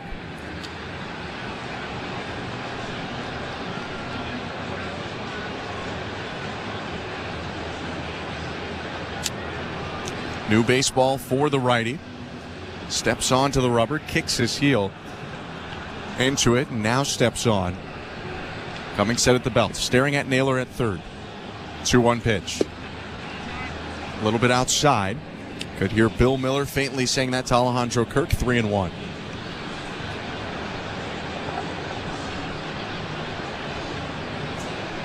Top of the order coming up for the Blue Jays in the bottom of the fifth. Berrios trying to keep it at a 2-2 game. Both Guardians runs coming this inning. 3-1. Swing and a hot shot foul just past Sandy Alomar Jr., the first base coach for the Guardians. Pretty courageous from Sandy. He barely moved as that ball went past him. Yeah, he's been there a while. He's been a fixture at first base. Coaching position for the Guardians for a long time. Really nice catcher. Actually a bit surprised he's not a manager somewhere, to be honest with you. But I think he loves being in Cleveland and very comfortable there and does a great job with their catchers and their base runners, to be honest with you. Runner on third, 2 down, 3-2. Swinging a soft ground ball hit to first. Routine play for Guerrero, picks it up, races to the bag, and ends the inning. Guardians on the board. They scored 2 on 3 hits, leave 1 on, and have this game tied 2-2, middle of the fifth. You're listening to Blue Jays Baseball, brought to you by your local family-owned Crown Rust Control Center, streaming at sportsnet.ca and the Sportsnet Radio Network. It's U.S. Open week on SiriusXM, and when the golf is over, we'll recap it all on U.S. Open postgame. It's in! John Rahm with 2 big, huge fist bumps. Gary Williams reviews all of the day's action from Pinehurst with highlights and player interviews. Scotty, what is the most nourishing thing about being in the mix? There's a lot of guys that can really play, and winning this golf tournament is extraordinarily difficult. It should be a fun challenge. Get instant reaction tonight at 7 p.m. Eastern on U.S. Open Radio, Channel 92 in the car, and on the SiriusXM app. The South Carolina Gamecocks are on top of the women's college basketball world yet again. Perfection for South Carolina. 38 games, 38 wins. We're reacting to the perfect season and talking to the biggest names right here on Channel 374. Congratulations, Coach Saley. What does this particular title mean to you? This title is pretty special because it was unexpected. Keep it locked into SiriusXM SEC Radio as we continue to break it all down and celebrate the Gamecocks' 3rd national title. The NASCAR Cup Series is on SiriusXM.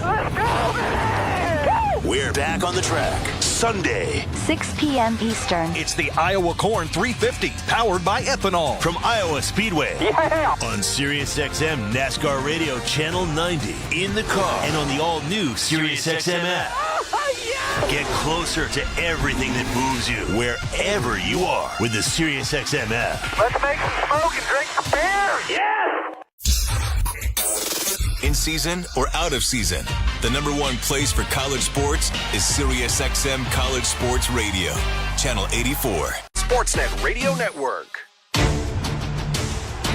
Welcome to the Timbermark broadcast booth. I'm Ben Schulman alongside Caleb Joseph, Show Ali, our host, Nick Blackmore, producer, Andrew Adams, and Tom Young, our technical directors. 2-2, bottom 5. Spencer Horwitz leans out of the way of a first pitch high, 1-0. Top of the Blue Jays order, Horwitz, Schneider, Guerrero to hit this inning. 1-0. Outside. Ben Lively, the Cleveland starter, still on the mound, but action in the Cleveland pen. Nick Sandlin gets loose. Lively waves off a sign, now his 78th pitch of the day.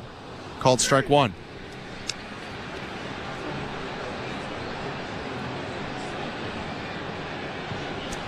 Horwitz is 1 for 2, a single in the first.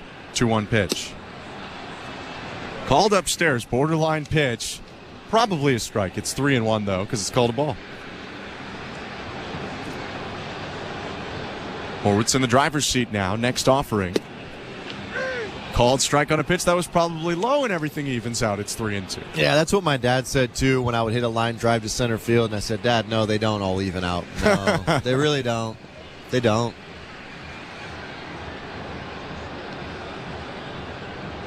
3-2 pitch. High ball 4. Frustration from Lively again. Leadoff walk for the Blue Jays. It's when you're in the dugout. You see that kind of 3-1 pitch called. You see it down, and 3-2 pitches on the way, and you hear guys in the dugout, ball never lies. Ball never lies. So Horwitz on for the second time today. He'll lead off first. Here's Davis Schneider, who's 0 for 1 with a walk. First pitch. Called high, 1-0. Lively flips the ball out of his glove, catches it in his bare hand, tucks the ball behind his right hip. Looking in for the sign, peeks over his left shoulder and comes set. 6'4" righty, kicks and fires. Swing and a foul off, 1-1. Take a look at the injury report brought to you by Bergmanish Prera Personal Injury Lawyers. If life has thrown you a curveball and you're striking out with your insurance company, get ahead of the count. Call Bergmanish Prera Personal Injury Lawyers. You focus on getting better, and Bergmanish Prera will take care of the rest. Visit bplawyers.ca. We'll get to Yariel Rodriguez's rehab appearance today in just a second. First, the 1-1. Swing and a ground ball foul. Chopped down the third baseline. Rodriguez starting today for the Buffalo Bisons against the Worcester Red Sox, AAA affiliate of the Boston Red Sox. Rodriguez goes 3+ innings, pitches into the fourth, gives up 3 hits, 2 runs, 3 walks, and 7 strikeouts. So another high strikeout day, although he gave up 2 in 3 innings. 1-2. Check swing, pitch inside, didn't go around, 2-2. The best news probably, Rodriguez throws 79 pitches on the day. They were targeting 80-85, said John Schneider a couple days ago. Perhaps the final rehab for the Cuban right-hander. 2-2. Chopped off the foot of Schneider, rolls all the way to third. Schneemann throws through to second after fielding it, but Schneider, in some obvious discomfort, never left the dirt circle. He'll await another 2-2. Yeah, it will be interesting to see what the next steps are for Rodriguez. Is it a start? Does that push Bowden Francis into the bullpen, etc., etc.? Love what I've seen from Francis. 4 scoreless yesterday, 2-2 pitch, down and away 3-2, and actually 8 scoreless over the last 2 appearances for Bowden Francis. And you might have said, okay, the first one, it was the Oakland A's, but yesterday is a top 5 scoring offense. Absolutely. They have options. It's always nice to have options. They could combine them as they did early in the season. 3-2. High and in, ball 4. Lively frustrated again. Apologies to all the listeners. It's another walk. It's 2 aboard with nobody out. I love it. I love the emotion. The passion. And that might be the last bit of emotion we get from Lively, as it looks like Stephen Vogt might be making an appearance. The former catcher walks across the first baseline, heads out to the mound, and he's going to take the ball from his right-handed starter. A pat on the back for Lively. Nick Sandlin about to come in. Big chance for the Blue Jays. First and second, no outs. 2-2, top of the 5th. Vladimir Guerrero Jr. to hit, but first, let's go over to Show Ali. Thank you very much, Ben. Before we get to the out-of-town scoreboard brought to you by St. Louis Bar and Grill, don't forget we do have Jays Talk today. Jesse Rubinoff is here at the Rogers Center with me. He and I have the post-game show. 590-590 is where you can text us. Name and location, please. The People's text line is always open. We'll throw out the numbers for you to call once this game is in the books. All right, let's check out the St. Louis Bar and Grill out-of-town scoreboard. If you missed this from yesterday, the Canadian Baseball Hall of Fame inducted 6 new members: Jimmy Key, Ashley Stevenson, Paul Godfrey, Rod Heisler, Howard Burney, and Russell Martin. All part of the class of 2024. They were inducted up in St. Mary's, Ontario. Let's hear from them on their special day. We'll start with the former Blue Jays catcher, Toronto-born, Montreal-raised, Russell Martin. Yeah, I mean, this is a surreal day. Just a humbling, experience to get the highest honor, I think, possible that you can get in baseball in Canada. And, we're standing here, and there's pictures of pretty much just the history of baseball in Canada. And it's it feels like a movie. It doesn't even feel real. It's super cool. But it's one of those days where I'm going to have to pinch myself because, it feels like a dream. Again, congratulations to the 6 inductees, the Canadian Baseball Hall of Fame, which includes Russell Martin, who you just heard around. The out-of-town scoreboard brought to you by St. Louis Bar and Grill. The UEFA European Championship, otherwise known as the Euros, officially underway. So yesterday, Spain, Italy, and Switzerland all winning. Today, the Netherlands beating Poland 2-1. Slovenia, Denmark was a 1-1 draw. And Serbia, England starts in mere moments, 3 p.m. Eastern, 12 Pacific. Blue Jays baseball is brought to you by Crown Rust Protection. Let's get you back to the action. Vladdy in the box to face Nick Sandlin. Here's Ben Schulman and Caleb Joseph. Thank you very much, Joe. 2-2, home half of the 5th. Spencer Horwitz on second, Davis Schneider on first, and a 2-for-2 Vladimir Guerrero Jr. at the plate. Side-arming righty Nick Sandlin hunched over, peeks at second, the pitch. High and outside, ball 1. And this is A funky guy for Guerrero to go up against. Sidearm delivery, sort of similar to Simber in the way he sets up, but the arm doesn't get as low as Simber, more of kind of an upshoot fastball type guy.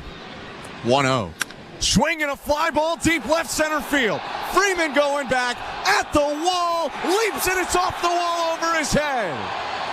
The base runners had to wait, so it's the longest single you've seen. Horwitz was looking to tag there. Freeman has been known to make highlight reel plays, so nobody scores. It's Horwitz up to third, Schneider up to second, and the bases loaded for the Blue Jays. Yeah, wow, what a drive to center field off the bat of Guerrero Jr. Absolutely blistered, probably missed a homer by a matter of inches, to be honest with you, and Horwitz is kind of stuck in between. He's trying to wait to make sure the catch isn't made, but he wants to tag, but he's not far enough off to advance all the way home once it wasn't secured. What a weird play, to be honest with you. Infield in, 2-2, bases loaded, no outs. First pitch to Dalton Varsho, high ball 1. Vlad is amid a career-high 8-game streak without a homer. He has 2 hits today with runners in scoring position, but hasn't come up with an RBI to snap that streak. Hitting the ball too hard. Here's Dalton Varsho, 0 for 1, or pardon me, 1 for 2. Next pitch is high, 2 balls, no strikes. And as a base runner at second base with no outs, when you see the outfielder turn his back to you, you really want to try and tag there. But he got caught in between because of the leaping Freeman. 2-0. Swing and a fly ball, towering to right field. Brennan slowing on the track. It's out of here. Grand slam, Dalton Varsho, and the Blue Jays lead 6-2.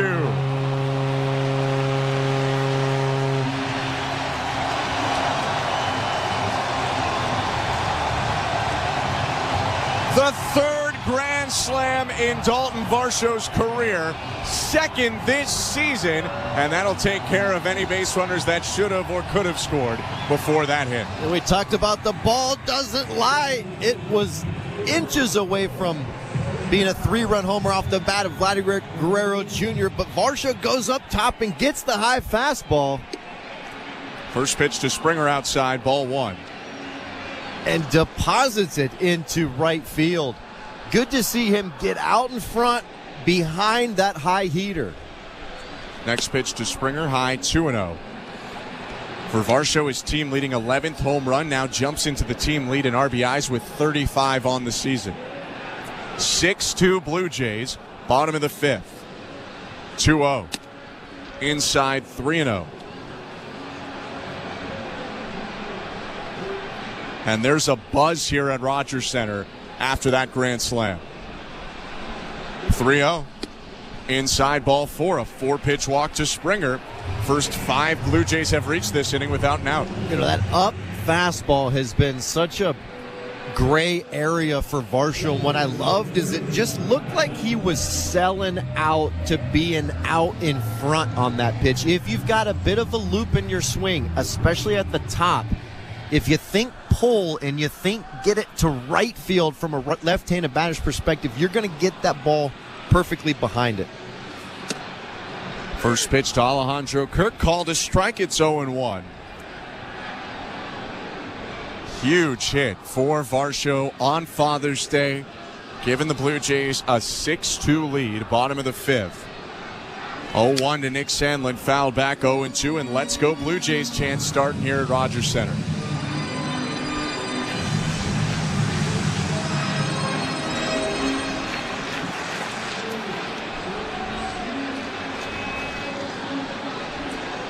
Springer at first, nobody out. Sandlin's 0-2 to Kirk.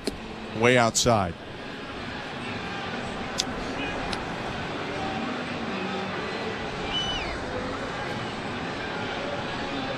Two home runs, the difference in the game right now for the Blue Jays. Their first multi-homer game since May 27th at the White Sox. Throw over to first, Springer back with a dive. Had only hit 7 homers in their last 17 games before the 2-homer game so far today.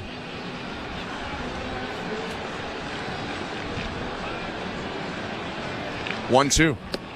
up and in. Kirk started the swing, but then backed out of the way.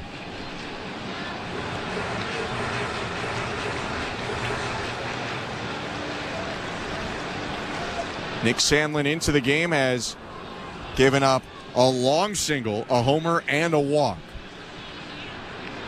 Next pitch to Kirk. Low, 3-2.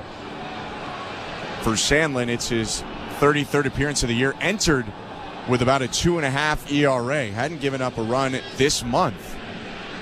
But that has come apart here in the 5th. Turn and throw over to first again, Springer back. That's the second check on Springer, who now can maybe get a little bit more aggressive. He's got 8 stolen bases this year, hasn't been thrown out.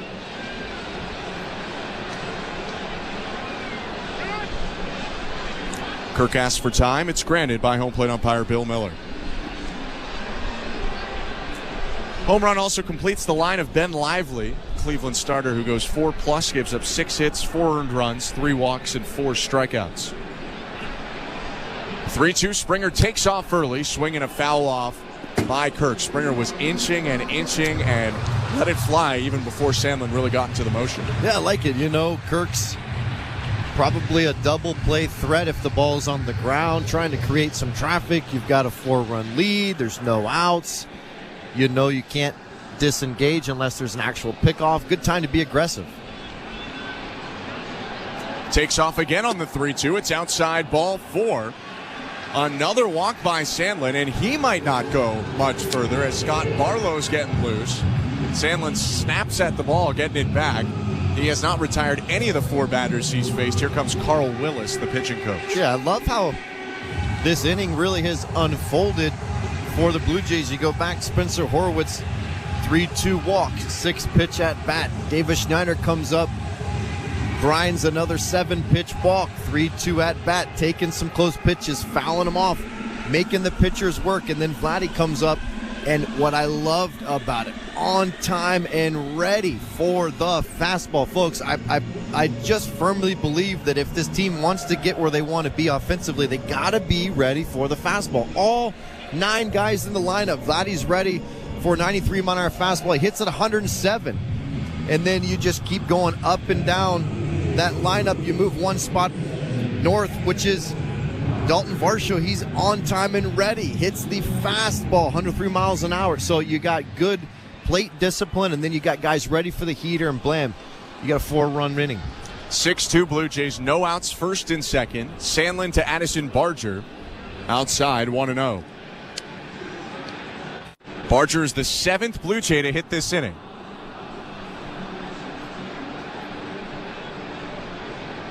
He's working on a 1-for-2 day. A single, a stolen base, and a run scored in the second.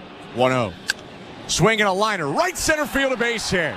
Getting the wave around third. Here comes Springer. Throw to the plate. Cut off. It's an RBI single, Addison Barger. 7-2 Toronto. 5-run frame so far.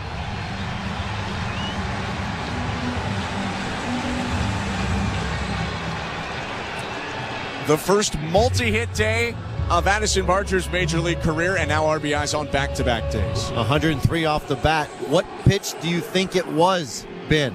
I'm going to go with the fastball. 100%, and that's going to bring Stephen Vogt out yet again. Without an out, the Guardians will go to their 3rd pitcher this inning. Scott Barlow's about to come in. Let's go back to baseball control, or rather just to my left. Here's Show Ali. This is the mobile version of baseball control today. Welcome back, everyone. We do have Jays Talk today. Don't forget, Jesse Rubinov's here at the Rogers Center with me. He and I have the post-game show. 590-590 is where you can text us. Name and location, please. The People's Text line always open. We'll throw the numbers out for you to call once this game is in the books. All right, let's check the out-of-town scoreboard, brought to you by St. Louis Bar and Grill. So before today's ball game, I was in attendance to see Guardians first baseman and Mississauga native Josh Naylor be awarded the Tip O'Neill Award, which is given to the best Canadian ball players in the majors every year. Naylor winning for 2023. I had the chance to ask him about his relationship with other Canadian ball players, and he mentioned Joey Votto. So this is him expanding on how he knows Votto and other Canucks. I just reached out to him one off season. He took me to a basketball game, and then we just kind of kept in contact ever since then. And then I actually got really close with Morneau as well after the WBC. We just kept in contact. I think I messaged both of them last year on some hitting advice, and it helped me. It paid off a lot, and we keep in contact kind of once a month, once every few months. Say hello, even if it's just a hi, goodbye type of conversation. Just check in. They're great. Super thankful to have that relationship. That is the 2023 Tip O'Neill Award winner, Josh Naylor of the Cleveland Guardians. Let's check the rest of the out-of-town scoreboard, brought to you by St. Louis Bar and Grill. The U.S. Open wrapping up today. The final round underway in North Carolina. Bryson DeChambeau is the clubhouse leader at 7 under. Rory McIlroy 5 under in second place. Taylor Pendrith, the top Canadian, at 1 over par right now. Blue Jays baseball is brought to you by Crown Rust Protection. Let's get you back to the action. Here's Ben Schulman and Caleb Joseph. Thank you very much, Joe. Cleveland searching for outs here. They'll go to a third pitcher in the bottom of the fifth. Blue Jays have scored 5, have runners on first and second, nobody out. Scott Barlow on the mound. His pitch to Isaiah Kiner-Falefa starts him off with strike 1. Barlow making his 33rd appearance of the year, 3.58 earned run average. Blue Jays saw him in game 1 of the series. He pitched a scoreless 2/3, 0-1. Slice foul, 0-2. What an inning it's been for the Blue Jays. Started at the top of the order. It went walk, single off the wall, grand slam, walk, RBI single. 5 runs and no outs.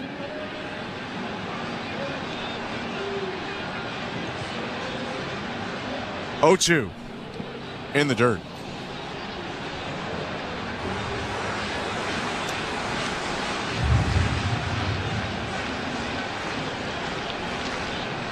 Kirk leading off second, Barger off first. Right on right the pitch. Swing and a liner into the seats. A hot shot down the left field line.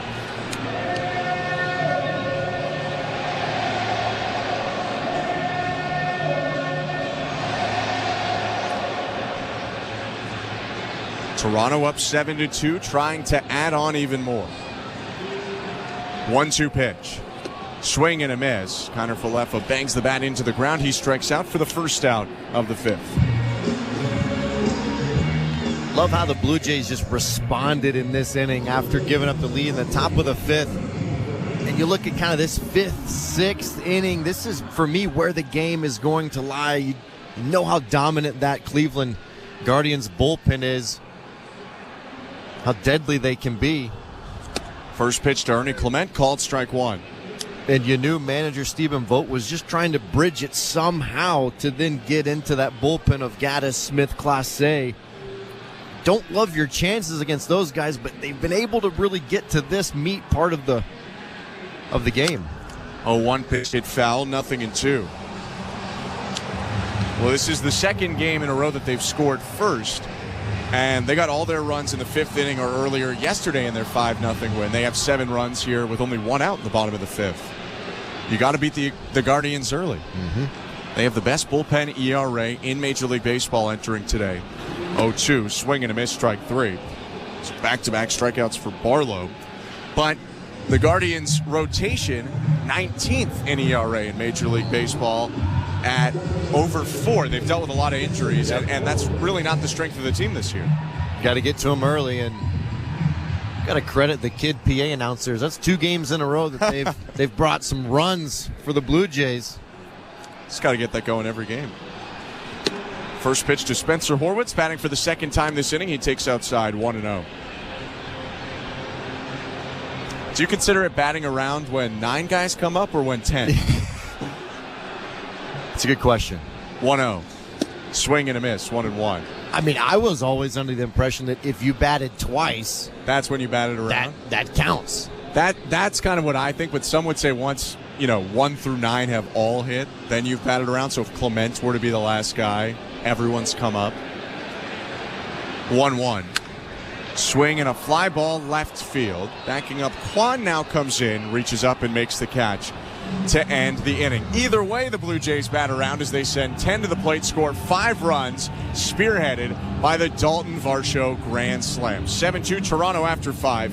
You're listening to Blue Jays baseball, brought to you by your local family-owned Crown Rust Control Center, streaming at sportsnet.ca and the Sportsnet Radio Network. At Crown Rust Control, protection runs deep Because every Crown Rust Control Center is owned by a local family who cares beyond business. Your Crown Rust Control is 100% committed to their product, to you, to their community, which is your community. Protecting you and what matters to you is equally important as protecting your vehicle. Did you know spring's the best time of year to protect your vehicle from rust? For a special spring offer, find your local family-owned Crown Rust Control Center at crown.com. We're two men and a truck. So, you're moving to a new home, and all that's left to do is to call a mover you know you can trust. Well, naturally, you think two men and a truck, since you know they have lots of men and lots of trucks. They'll wrap, pack, and move everything you own. With a 96% referral rating and the professionalism you can trust, the choice is simple. For a free in-home estimate, call today. We're two men and a truck. Two men and a truck, the movers who care. The hardest work should lead to the best quality of life. If you're a skilled trades worker, you might not be feeling that way right now. But in Alberta, skilled trades workers can earn more, save more, and live more with better wages and a lower cost of living. Visit albertaiscalling.ca to learn more about the $5,000 moving bonus for the first 2,000 skilled trades workers who move to Alberta, stay for a year, and successfully apply. A message from the Government of Alberta. Hey, this is David Schneider. You're listening to Toronto Blue Jays baseball on the Sportsnet Radio Network.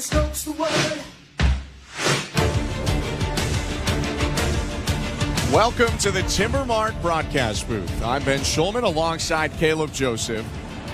Blue Jays up 7-2 on the Cleveland Guardians here at Rogers Center, top of the 6th inning.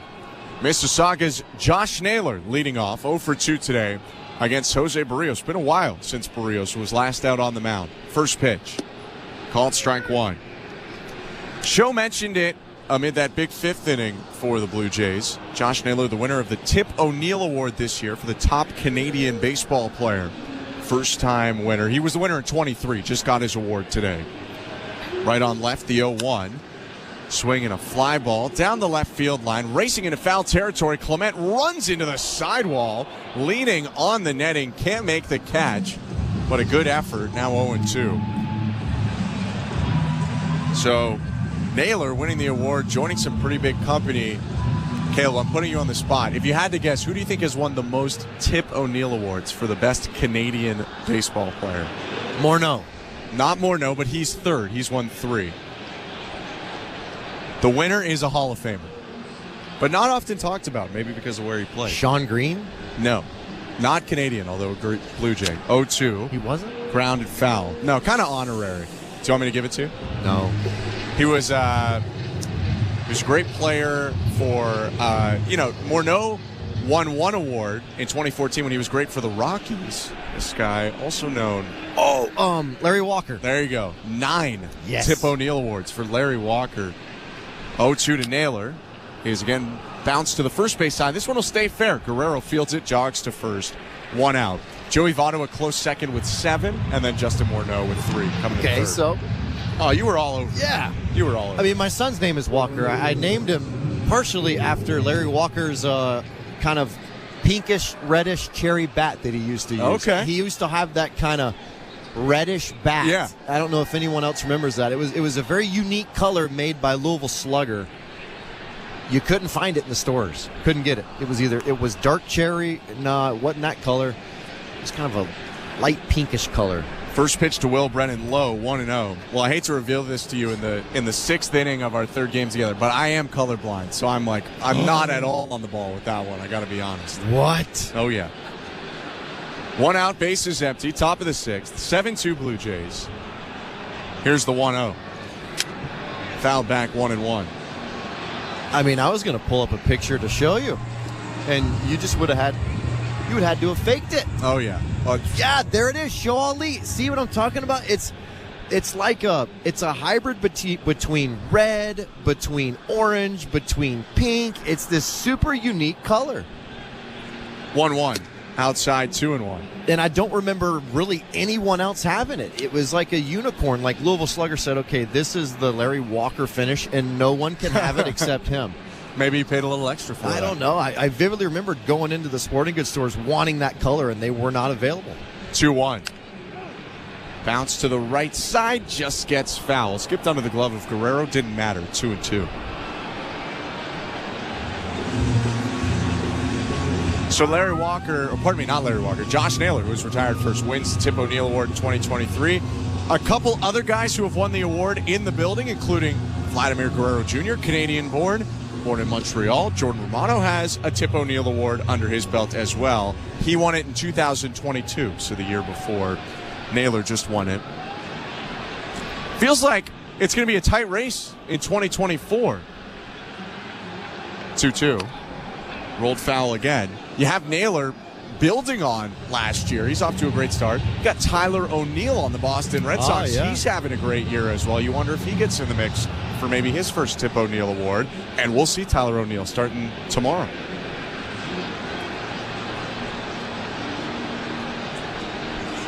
Two again, line to left center field. That will split Schneider and Varsho. A base hit for Brennan, who thinks about two, goes back to first. Vladdy cut behind him, but the Blue Jays hold it. It's a one-out single.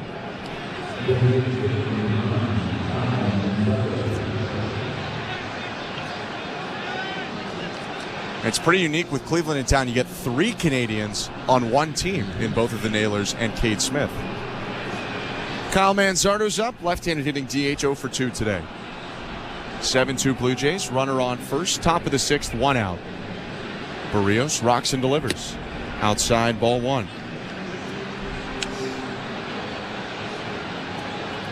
Blue Jays putting up 5+ on back-to-back days. Won 5-0 yesterday. Up 7-2 right now. 1-0. Swing and a fly ball hit very high, pretty deep to center. On the track in left center, Varsho now comes back onto the turf and makes the catch. 2 outs. It's got to be nice for Berrios, who's pitched really well, hasn't had a ton of run support this year, to see 7 on the board for Toronto. Yeah, absolutely, especially coming off of that 5th inning where he gave up 2 runs to kind of tie the ball game up. And it's exactly what you're looking for. You're looking for breathing room. It's one thing to get 1 or 2. It's another thing to get 5 and then allow Berrios, whose pitch count is beginning to climb as he's at 91 right now. It gives him room for error, ability to stay in the zone and attack. First pitch to Daniel Schneemann, called strike 1. It just does wonders to your brain knowing you just gave up 2. You want to come back in and get in the zone. But if you only have a 1-run lead, you're going to be more hesitant. Next pitch bounced to the plate, blocked by Kirk. But given a 5-run lead, your mentality and the way that you go about it, your sequences, your aggressiveness in the zone changes dramatically. And that's just a veteran pitcher out there enjoying some run support. Working on a very good day. 5 2/3, 2 allowed. Blue Jays up 7-2, top of the 6th. Runner on first, 2 outs. The pitch outside, 2 balls, 1 strike. And pick a more perfect day for baseball. Still very sunny at Rogers Center. Barely any streaks of white in the blue sky overhead. You can smell popcorn wafting up. A little bit of a breeze today, keeping people cool that are in the sun. 2-1. Swinging a fly ball deep left. Schneider in a sprint back at the track, at the wall. That one's into the bullpen, a home run. First homer in his major league career for Daniel Schneemann. The left-handed hitter goes the opposite way, and the Guardians aren't going down quietly. They're right back in it. It's 7-4. Another home run to left field off the bat of a left-handed hitter. Brennan had that same type of swing. Ball just seems, for some reason, with the roof open and the weather the way it is, to really kind of carry out directly to left field. Berrios really upset with the 2-1 changeup that he didn't get over and then tried to go back with a sinker. Brennan just barrels it, lets the direction lift it out to left field. Ryan Orocchio swings at the first pitch he sees. Hits it foul to the left side. 0-1. So good the Blue Jays got the cushion because the Guardians are testing it. 4 runs over the last 2 innings for Cleveland. 7-4 Toronto. Lefty Brendan Little now up and warming for the Blue Jays. Berrios at 96 pitches. Righty rears back, fires. Bouncing ball hit softly to second. Ranging to his left, Horwitz picks it up. Quick bobble, transfer, throws to first, and ends the inning. 2 runs on 2 hits for Cleveland, middle of the 6th. 7-4 Toronto in the rubber match. You're listening to Blue Jays Baseball, brought to you by your local family-owned Crown Rust Control Center, streaming at sportsnet.ca and the Sportsnet Radio Network. Hear what happens when over 70 of the biggest names in talk, sports, and entertainment press play on their favorite songs and share the stories behind them. It's about the pain and misery of someone breaking up with you and then moving on with someone else. Hear exclusive guest DJs from Howard Stern, Kate Hudson, Kevin Hart, Max Crosby, and many, many more. Come take it to the flow now. Find them all in the SiriusXM app. Are you regretting eating that gas station hot dog? Yeah, we know. We've been there too.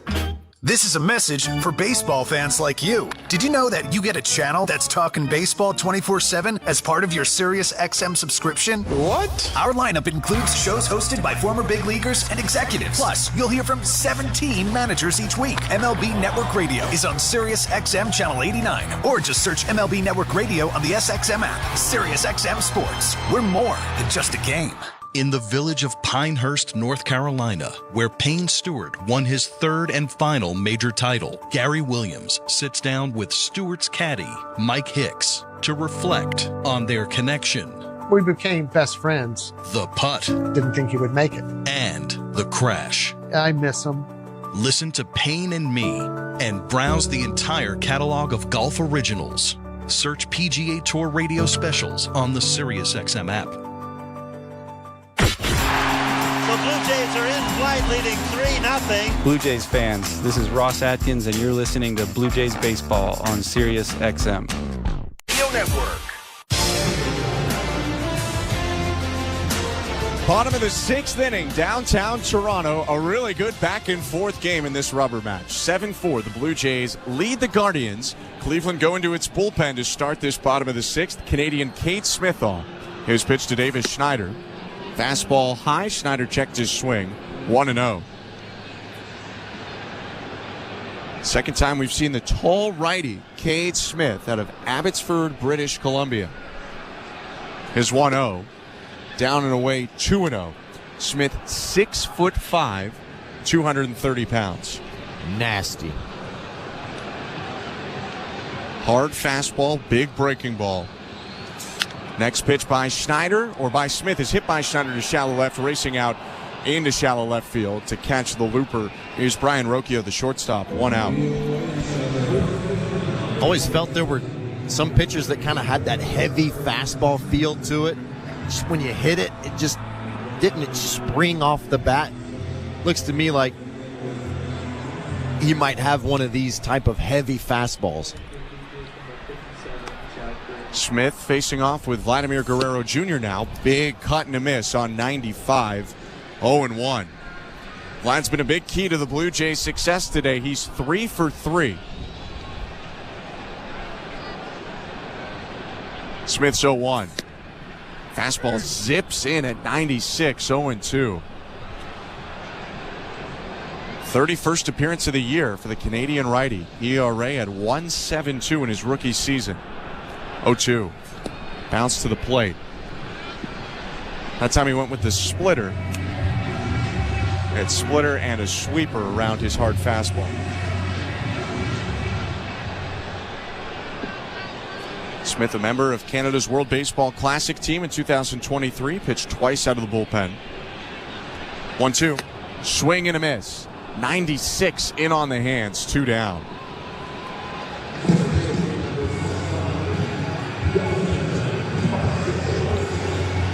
Here comes Dalton Varsho. He is the big difference in this 7-4 game. Came up with the bases loaded last inning, nobody out, and hit his 2nd grand slam of the year. 3rd Blue Jays grand slam this season. That made it 7-2 at the time. 7-4, he swings at the first pitch and fouls it back. 7-4 Blue Jays, bases empty, bottom 6, 2 outs and an 0-1 count.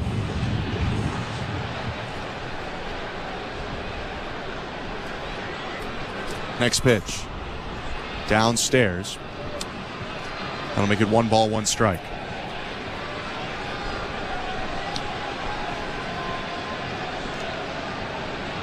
Smith sets at the chest, 1-1, low, 2-1.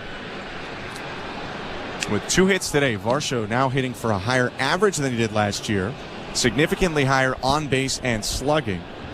His on base plus slugging is up almost 100 points in a year where league wide it's way down in baseball. He cuts and misses at the 2-1. It's 2-2.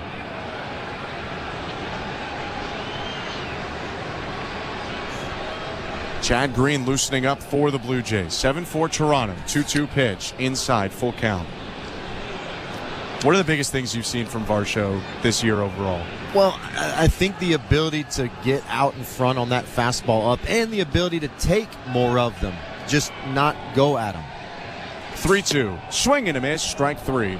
That'll do it for the 6th. Canadian Cade Smith with a 1-2-3 home half of the 6th, including a pair of strikeouts, sends us to the 7th. Blue Jays up 7-4. You're listening to Blue Jays Baseball, brought to you by your local family-owned Crown Rust Control Center, streaming at sportsnet.ca and the Sportsnet Radio Network.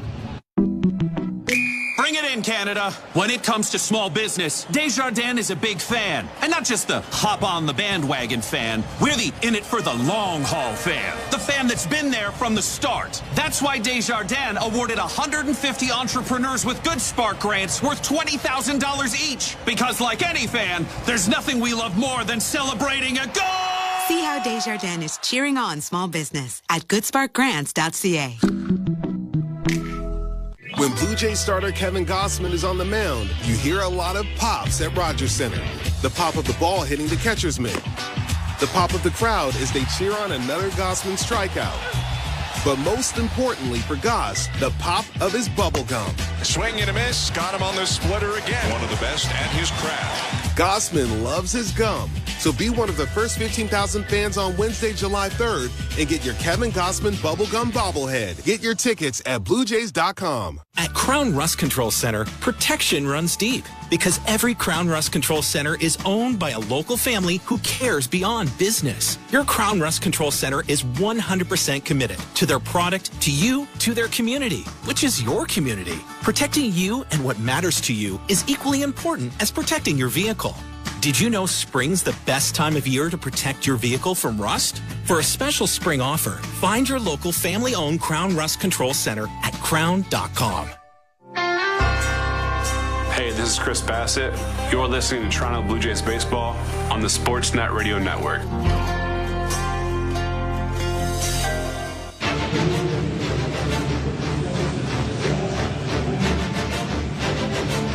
Welcome back to Rogers Center, 7th inning, Blue Jays and Guardians, Game 3 of the series. I'm Ben Schulman. To my left is Caleb Joseph. Show Ali's our host, Nick Blackmore's our producer, Andrew Adams and Tom Young, our technical directors. Jose Berrios' start is done. To start the 7th, Chad Green winds and fires. First pitch strike to Bo Naylor. Again, 7-4 Toronto. Berrios with 6 innings, 8 hits, 4 earned runs, no walks, and 1 strikeout. 0-1. Swing and a pop-up. Headed toward us. Caleb leans forward, but it drops into the 100 level. 0-2.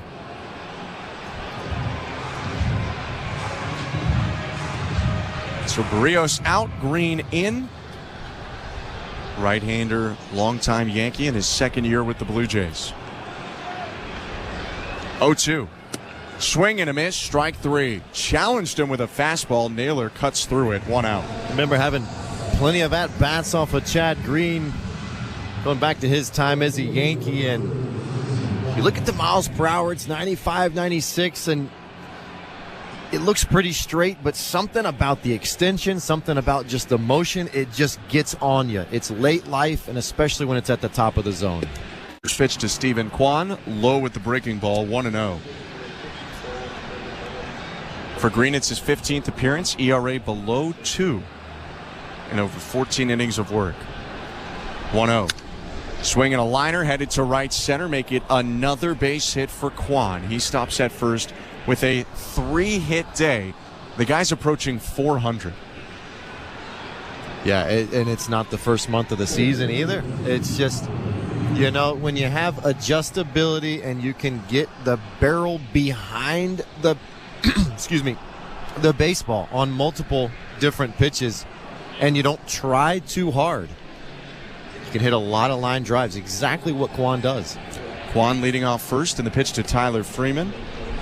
Called strike one.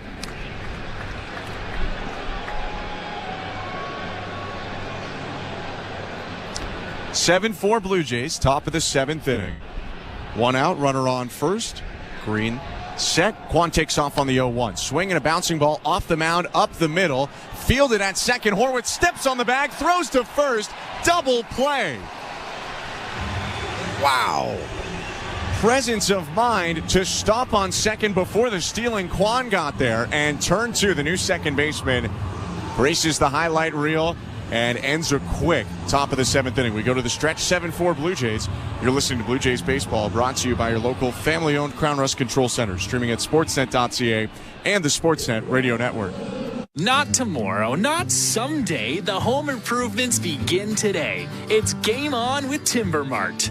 Build that deck, raise that fence, landscape till your property is beautiful. Don't pay for 12 months on the Timber Mart deferred payment program.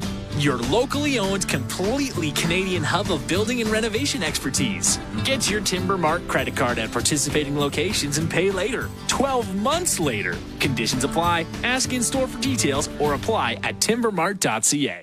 Hi, I'm Buck Martinez, live from the showdown between Pizza Pizza and inflation.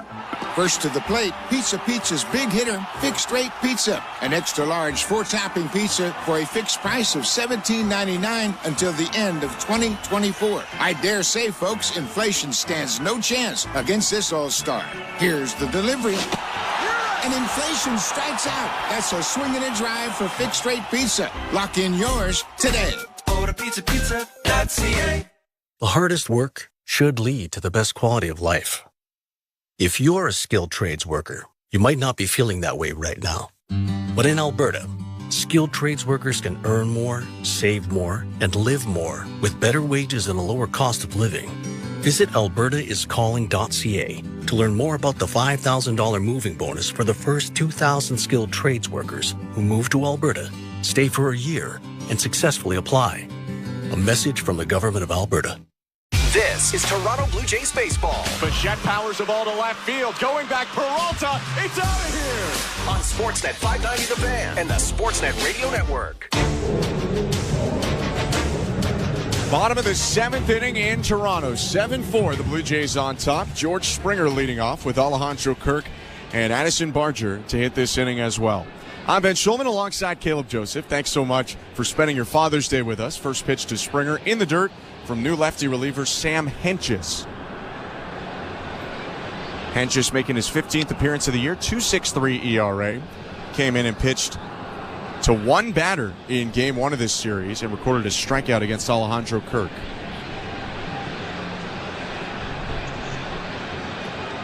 Hentges back on the rubber. Tall left-handed pitcher. Sets, kicks, delivers. Misses inside 2-0. Blue Jays maintaining this lead in part because of good defense today. And to end the top of the seventh, Spencer Horwitz turns a 4-3 double play. Despite Stephen Kwan stealing second, gets to second in time, throws to first. 2-0 pitch, buckles Springer, strike one. This is a guy very new to second, Caleb. Yeah, he made that play perfectly. It's a straight steal from Kwan, no look as he's running to second base. 2-1. Down and in, 3-1. And so as soon as the ball's hit, Kwan's trying to find the ball, and I love the internal clock that Horwitz displayed there. The ball takes him to his right just a step or two from second base. Most second basemen will try and make a really quick play there. 3-1 pitch, hit foul hard, 3-2. And end up kind of muffing the ball. They might misstep at second base. The game starts to speed up, but Horwitz was able to just corral that ball, gently step on second base, and then finish the play all in kind of one timing play. Swing and a miss by Springer on the 3-2. He goes down to start the bottom of the seventh. And I think what made that play happen was Kwan straight stealing, taking a half a step off of his full sprint speed to try and find the ball. If he would have continued on, he would have been safe at second, but Horwitz recognized that, stuck that right foot out, and then just fired to first base. First pitch to Alejandro Kirk, called strike one. What an impact Horwitz has made on this team. Just 8 games into this season, under 25 in his major league career. 0-1. Swing and a fly ball foul. 0-2. Probably gets lost in the mix that he walks to start that 5-run fifth. Yeah, absolutely. And what I love about what he's doing is he's being himself. He's not coming up here trying to slug. He's not trying to do anything other than what he was doing down in AAA Buffalo. 0-2 pitch to Kirk, hit on a line to third. Caught there by Schneemann. Good contact, but allowed out. 2 down. 7-4 Blue Jays, bottom 7. Just want a quick peekly at this. Peek quickly. There we go. At the St. Louis Bar and Grill out of town scoreboard.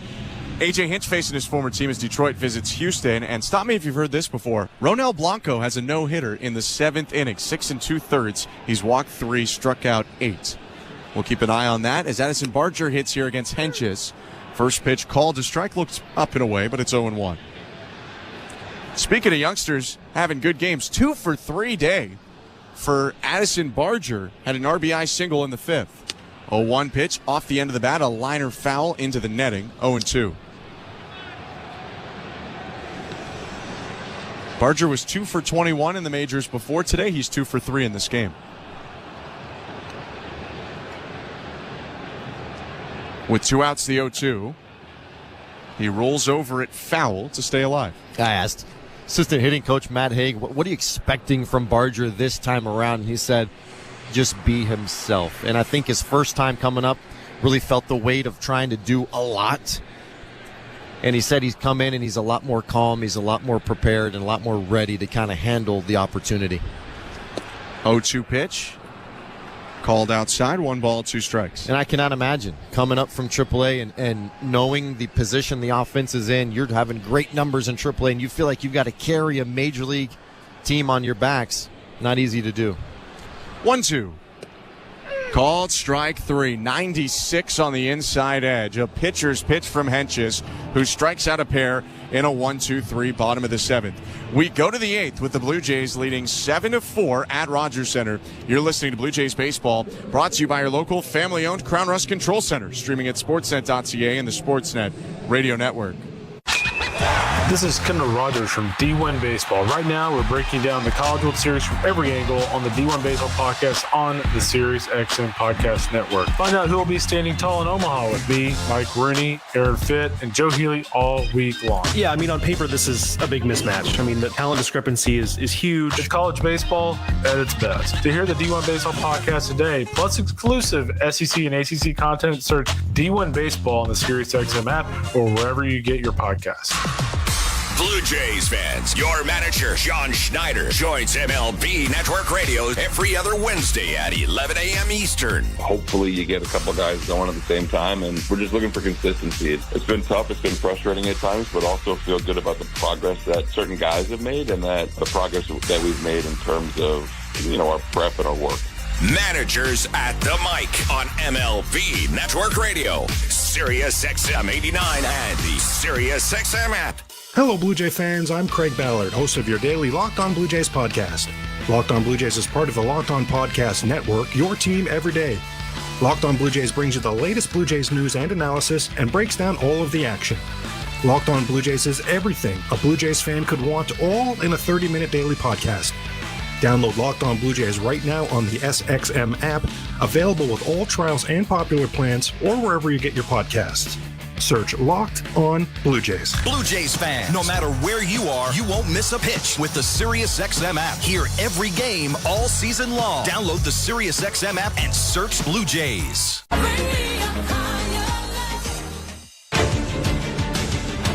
Welcome to the Timbermark broadcast booth. I'm Ben Schulman alongside Caleb Joseph. 8th inning in Toronto, Game 3 of this series. A rubber match, Toronto and Cleveland, and the Blue Jays up on the Guardians 7-4.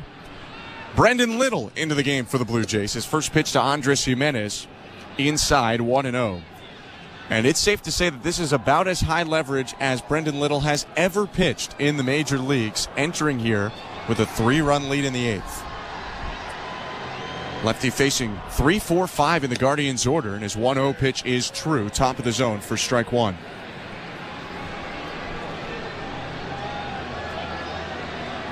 Tenth appearance of the season for Little. 10th appearance of his career, 9th of the season. 1-1. Swinging a bouncing ball off his glove to the shortstop IKF. Crow hops, throws to first, and it's 3 pitches for Little's first out.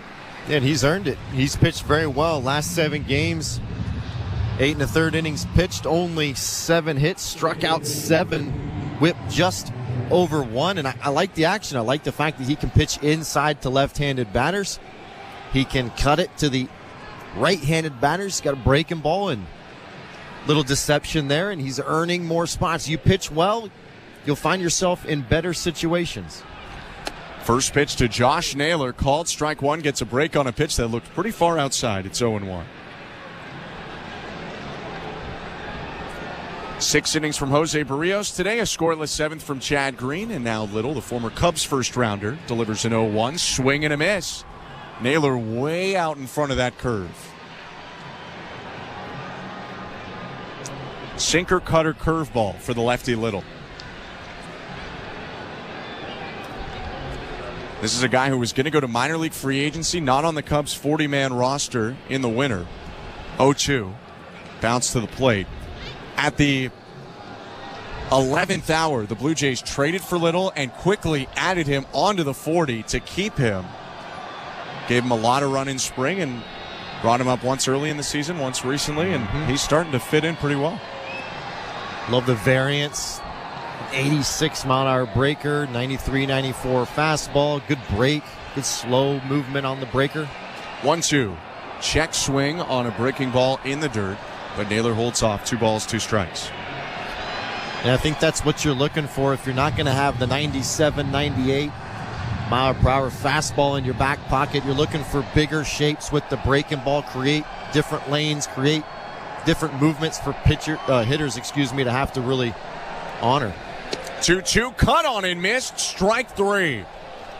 Naylor goes down on this sinker. 2 outs here for Little in the 8th.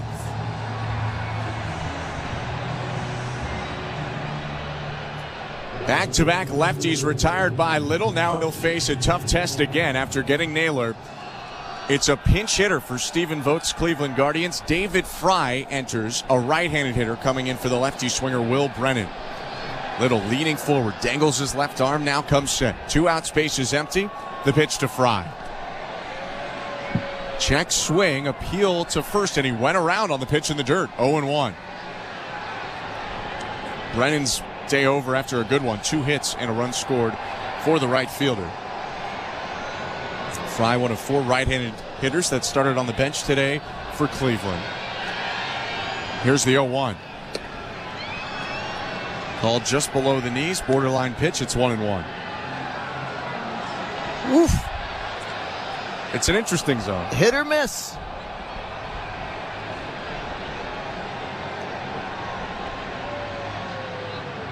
One. Swing and a fly ball, center field. Varsho going back just in front of the track. He'll stop and make the catch. Having a 1-2-3-8 for Brendan Little.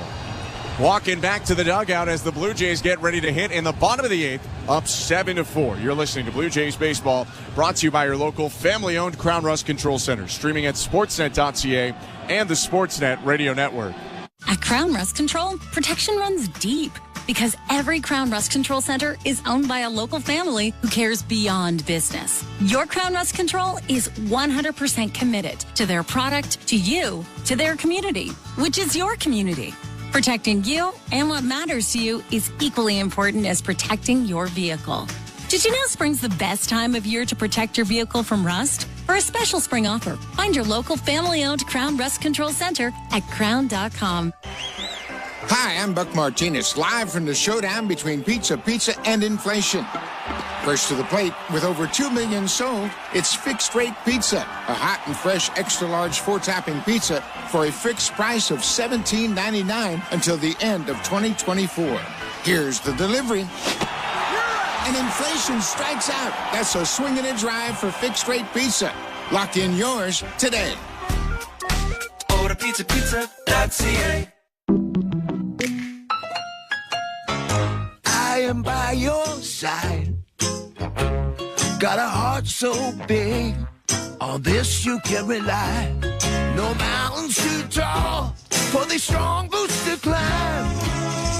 I am by your side. That was Desjardins Insurance, playing insurance with a heart so big it shows. Tune in for your auto and home coverage at desjardins.com/heart. This is Toronto Blue Jays baseball. Double's gone! Two-run shot, Kevin Kiermaier. On Sportsnet 590 The Fan and the Sportsnet Radio Network. This copyrighted broadcast is presented by authority of Rogers Blue Jays Baseball Partnership and may not be reproduced or retransmitted in any form, and the accounts and descriptions of this game may not be disseminated without the express written consent of Rogers Blue Jays Baseball Partnership or the Sportsnet Radio Network. Welcome back to Rogers Center. Bottom of the 8th inning, 7-4 Blue Jays in a rubber match against the Guardians. Pedro Avila takes over, the reliever for Cleveland, against Isaiah Kiner-Falefa. 8-9-1 for Toronto. Right on right the pitch. High ball one. Kiner-Falefa, Clement, and Horwitz to hit this inning for the Blue Jays. 1-0. Outside 2-0. Packed house today at Rogers Center. A loud crowd for an exciting game. 11 total runs, 18 total hits. 2-0. Swinging a hot shot up the middle, bouncing into center. Kiner-Falefa around first. He's back to the bag with a leadoff single. Nice piece of hitting by Kiner-Falefa as he takes fastball up and in, just right back up the box. Has been kind of a weird day for IKF. Coming into this game, struck out just once in his last 34 plate appearances, struck out twice already today. Bit of an anomaly for him striking out, but he gets right back at it with that base hit up the middle. He's on first. The pitch to Ernie Clement. Swing and a miss, strike one. With IKF's single, every Blue Jay has now reached base safely, either by walk or by hit. 10 hits and 5 walks for Toronto, 2 big home runs. Clement had the first one, a 2-run shot in the second. 0-1. Swinging a liner, leaping at third, but it's over the glove of Schneemann down and left. IKF with a wide turn. He'll get back to second. Clement was thinking of following him to second, but he gets back to first. 2 singles to start the 8th. Yeah, hanging changeup from Avila, and Clement out in front just enough to kind of topspin this ball down the left field line, right out the box, as you said, Ben. Clement was thinking, too. He put the brakes on about halfway to second base. Good read by IKF. But Ernie was thinking, too, there. Now Spencer Horwitz with first and second, no outs. A hit and a walk today, the pitch. Called strike. For Ernie now, that's 3 starts in a row where he's come up with multiple hits. He's on first. Kiner-Falefa on second. Horwitz at the plate, the 0-1. Outside. He's making a case to be in there more often. And I mean, John Schneider said if you hit, you're going to play, and he's hitting. The lineup, the roster is changing a lot these last couple weeks. Feels like there's more opportunity than ever. Swing and a miss on the 1-1, 1 and 2. You can see it by the fact Spencer Horwitz not with the team 2 weeks ago, hitting at the top of the order today and for the last couple days. And Clement maybe starting to join the mold a little bit as an everyday guy too. Horwitz asks for time and steps out.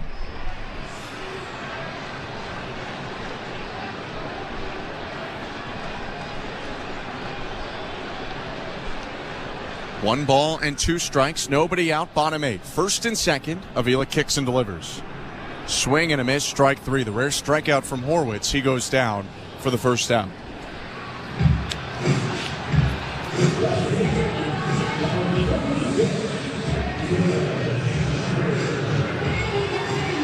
Still an opportunity to add on for the Blue Jays. 2 on, 1 out, and Davis Schneider comes up. He's 0 for 2, but he's walked twice today and scored in the 5th.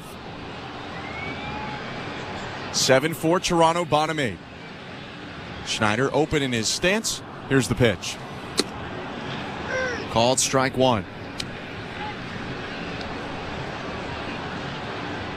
The Blue Jays have Jimmy Garcia getting loose right now. Perhaps, though, plans would change if they added on. 0-1 in the dirt. Yeah, you'd think John Schneider would really want to see these 2 runs come in, push it to 9-4. You're always looking for that 4-run lead going into the 9th so a grand slam doesn't beat you. 1-1. Called strike. Looked a little low, but given there by Bill Miller, 1-2. And anytime you can rest a high-leverage bullpen arm, anytime, it's always welcome. The health of your season is sometimes going to be dependent on the health of your high-leverage guys in the bullpen. 1-2 in the dirt. We've already seen how that affected the Blue Jays earlier this year. Jordan Romano hasn't been healthy for most of the year. Eric Swanson hurt at the beginning of the year and still trying to get into form now with AAA Buffalo. Those were 2 guys that were used a ton last season. Meza. 2-2.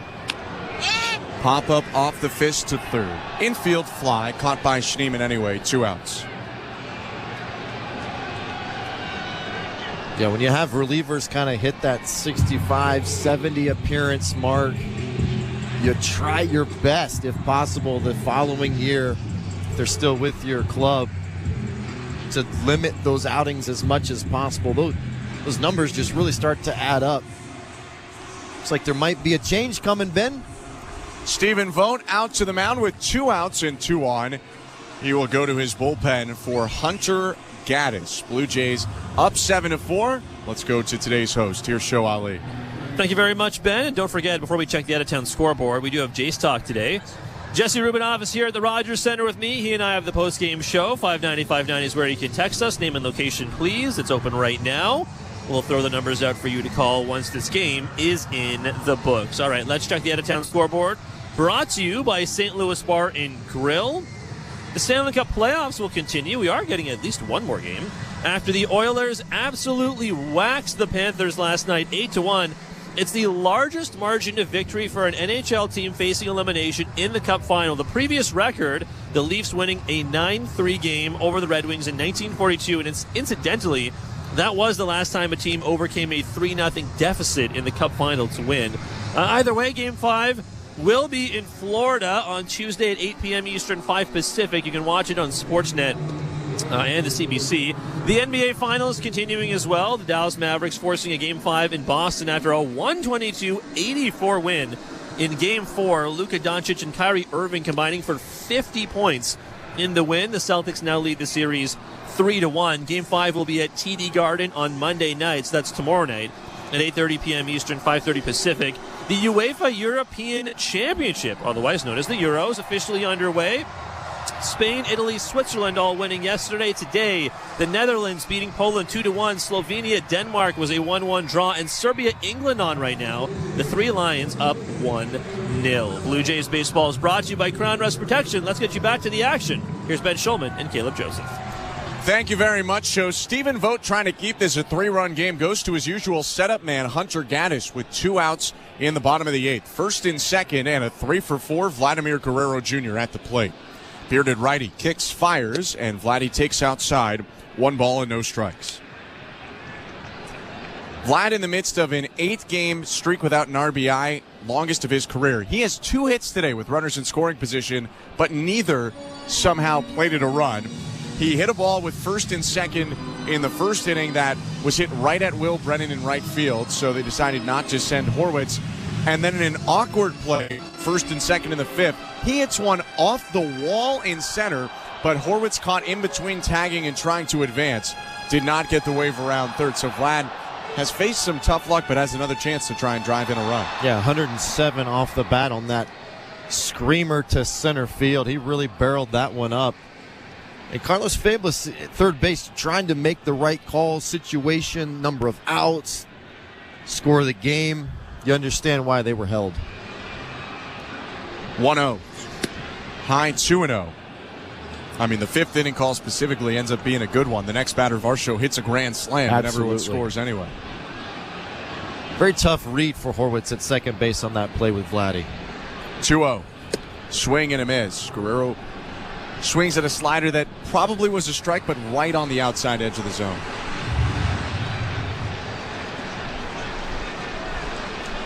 Batting average up to .284 with 3 hits today.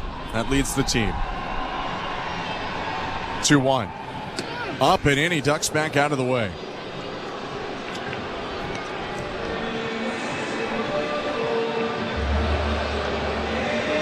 That was a changeup that just slipped out of the hand of Gaddis. Gives Guerrero a count where he can really look to drive something. 3 balls, 1 strike. Gaddis in the set. First and second. The pitch.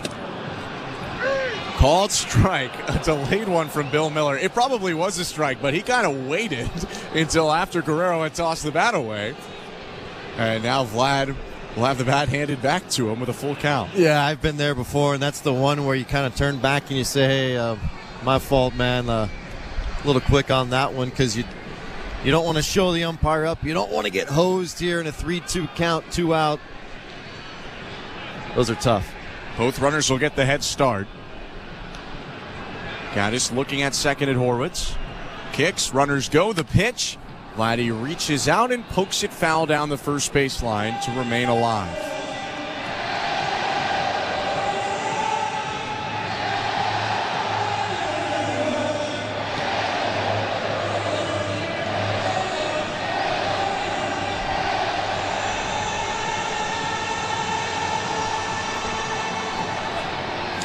Loud, excited crowd today at Rogers Center. 7-4 Blue Jays, bottom 8. 2 on, 2 out. And the 3-2 again to Guerrero. Swinging a foul into the netting. It's been such a fun day. Vladdy just wants to keep everyone here a little bit longer. That's right. Why not? Beautiful. Little breeze in the air. Sun shining. Roof open. Perfect day for baseball. Ball's been flying. 3 home runs combined. 2 for the Blue Jays, 1 for the Guardians. 7-4 the score. Toronto trying to add to the lead before the 9th. Payoff pitch again. That one outside. That one ball 4. Borderline pitch, but Guerrero takes. He'll be on base for the 4th time today. And the bases are loaded for guess who? The guy who hit a grand slam in the 5th. Dalton Varsho. And I'm going to guess he's probably going to get a heavy dose of fastballs and sliders. Varsho getting on behind that fastball for the grand slam in the 5th. See if he can do it again. Gaddis kicks and fires. First pitch cut on and missed. That was the slider you mentioned. Strike 1. It's a tight one. It's a very late moving, tight kind of sweeper slider hybrid. Very deceiving from the hitter's perspective. You see the tight spin, you see it as a fastball, but last second it darts underneath the barrel. 0-1. High and outside. Gaddis throws it at around 89-90, the slider. Mid to high 90s fastball. Will mix in a changeup sparingly as well. Bases loaded, 2 outs. 7-4 Blue Jays. Home half of the 8th. 1-1. On the outside edge, a great backdoor slider to make it 1-2.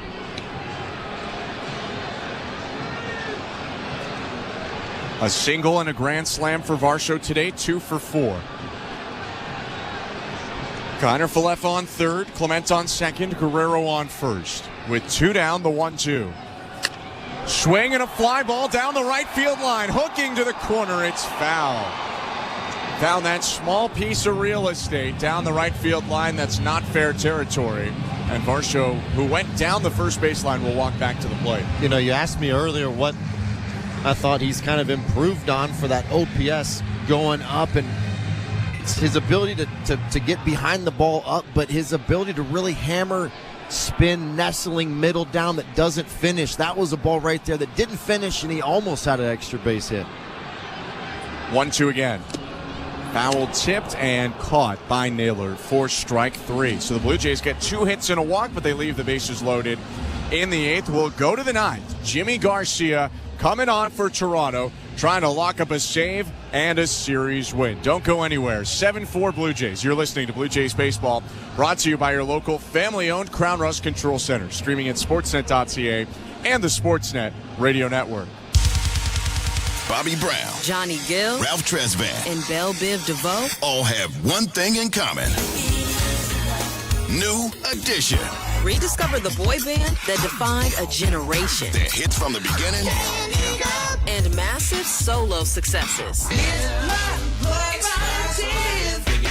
New Edition Radio.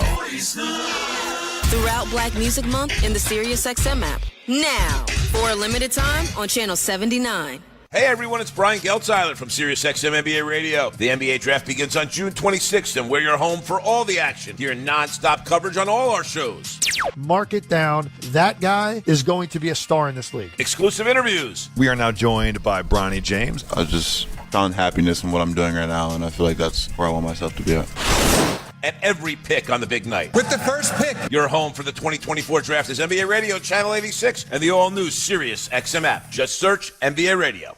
Every night after the final out, the Round Trip Roundup brings you the scores, highlights, and analysis from every game across Major League Baseball, all in less than 30 minutes. Swung on and missed, strike three and a no-hitter. It's the perfect way to get caught up on all the night's biggest home runs and best performances. And a high drive, deep right center. It's the Round Trip Roundup on MLB Network Radio every night on SiriusXM Channel 89 and every morning on the SiriusXM app. Hey, baseball fans, the 2024 NBA Draft begins on June 26th, and NBA Radio is your home for all the action. Hear every pick on NBA Radio, Channel 86, and the all-new SiriusXM app. And the Sportsnet Radio Network.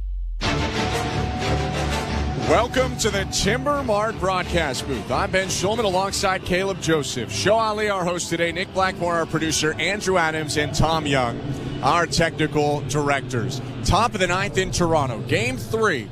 Blue Jays and Guardians, and Jimmy Garcia is on for the save. Toronto with this 7-4 lead has Garcia facing Kyle Manzardo to start the frame. First pitch, called strike one. Defensive changes for the Blue Jays. Kevin Kiermaier has entered. Spencer Horwitz is out. It's Kiermaier to center. Varsho pushes from center to left, and Schneider moves from left to second base. 0-1 outside. Now Garcia trying to lock up his 6th save of the year. ERA just below 2. He's 5 for 6 in save opportunities this season. 1-1. Swing and a fly ball. Hit to the new center fielder, Kevin Kiermaier. Moving to left center. He's under it. Makes the catch. 1 out. Isn't it amazing, Ben, how you enter the game as a defensive sub, and I would bet money it's 8 out of 10 times the ball will find you almost immediately right when you enter the game. Were you getting like a lot of swinging bunts right when you would enter a game as a catcher? Yeah, well, when I was entering the game as a catcher, it was normally out of hand. So first pitch to Daniel Schneemann, called strike one. But I had to catch the pitch. Yeah, you were getting it about 10 out of 10. Yeah, so I mean, it was normal for me, but Schneemann with a 2-run homer today. That has it at 7-4. 0-1 pitch is hit deep down the left field line. That'll slice foul, but he's got big oppo power. That's where Schneemann hit his first major league home run, out to left in the 6th. Foul ball makes it 0-2 quickly, though. Bases empty, 1 out, 7-4 Blue Jays, top of the 9th. Garcia's 0-2. High with a fastball at 96. Stick with us after the game. One of the stars of the game for the Blue Jays will join us.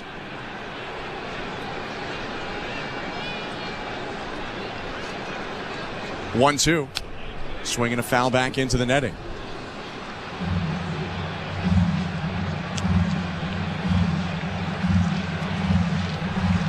Garcia palming up a new ball. Good pitching out of the pen today for the Blue Jays. 6th and 7th innings. 7th and 8th innings covered by Chad Green and Brendan Little. 1-2 pitch high and outside, 2-2. Green won a scoreless frame with a strikeout. Little won a scoreless frame with a strikeout. He set down the Guardians 1-2-3. Garcia with his glove at the belt, kicks and fires. Line drive right field, base hit for Schneemann. That one hit the lip of the turf and rolled into the glove of Barger. A base runner here in the 9th for the Guardians.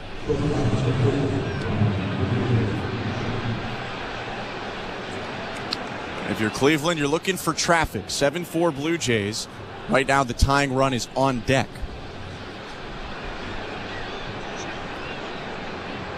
Shortstop Brian Rocchio bats left, the switch hitter, with 1 on, 1 out the pitch. Down, ball 1.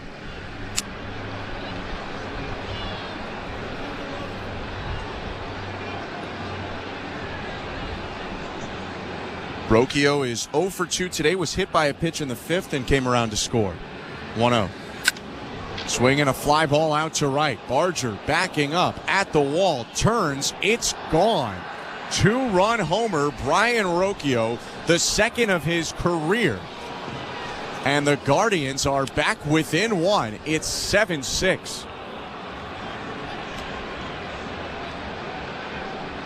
Now that will send a jolt through the Rogers Center faithful, as the Guardians are now only down by 1. Ball blistered to right center field. The bat of Rocchio. It's just a center cut fastball at 95. Just doesn't really get to the top, doesn't get to the bottom, and he just leaned on it, did not miss it. Hit his first career home run on June 7th, now has another. And representing the tying run, Mississauga's Bo Naylor takes strike 1. Naylor homered in his first ever at-bat last year at Rogers Center. 0-1. Outside 1-1. And the baseball has just been chucked back on the field. I don't know if anyone's noticed. They got to call time. They will. Barger goes out to right and just throws it back to another fan. So whoever threw it, congrats. Now someone else gets the ball instead. That's 7-6 Toronto.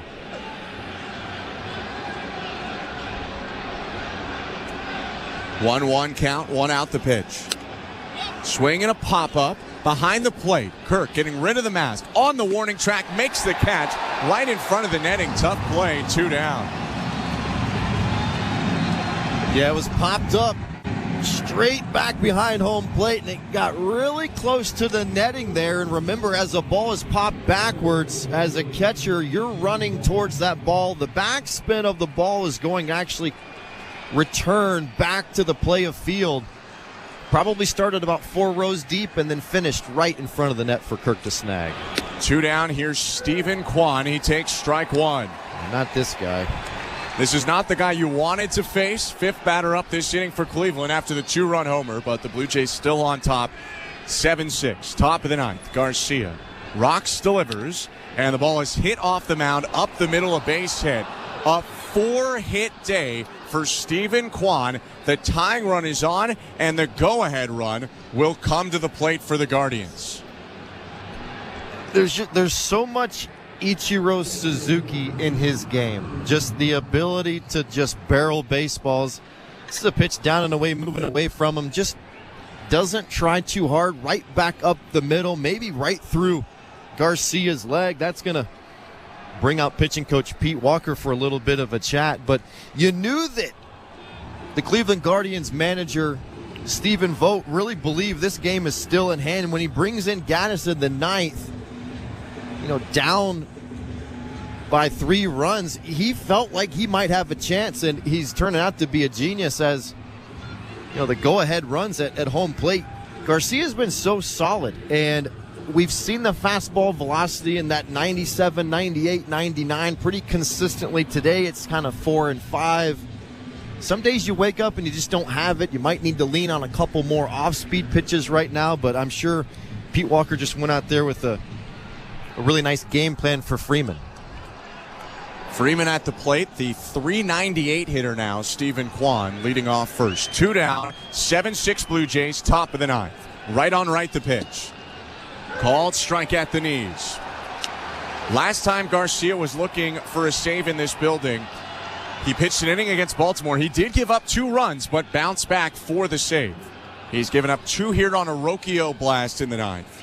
But the Blue Jays still up 7-6. 0-1. Swinging a liner up the middle. That's another base hit. That one rolling into the gap. Kwan around second, headed to third. Throw comes back into second base. It's another hit in the 9th for the Guardians. Runners on the corners now for Cleveland. Still 2 outs. The go-ahead runs on base. Uh-oh. 3 singles and a homer for Cleveland in this inning. It's a good bat-to-ball skill hitter in Andres Jimenez up, and these Guardians, they won't go away. I mean, they will not give up. They will not go away. Continue to pressure Garcia here in the 9th. First and third, 2 down. 7-6 Blue Jays. The pitch to Jimenez. High ball 1. 0 for 4 today. 2 groundouts, a ground ball fielder's choice, and a hard line out to first. Leading off first is the runner Tyler Freeman. Leading off third, the tying run Stephen Kwan. And Alejandro Kirk out to the mound. And they're going to bring the training staff out right now as well. Head athletic trainer Jose Ministral out there. John Schneider going out there. And there is action in the pen. It looks like they're going to get someone up right now in the Blue Jays bullpen. And there might be something wrong with Jimmy Garcia. Yeah, didn't want to speculate.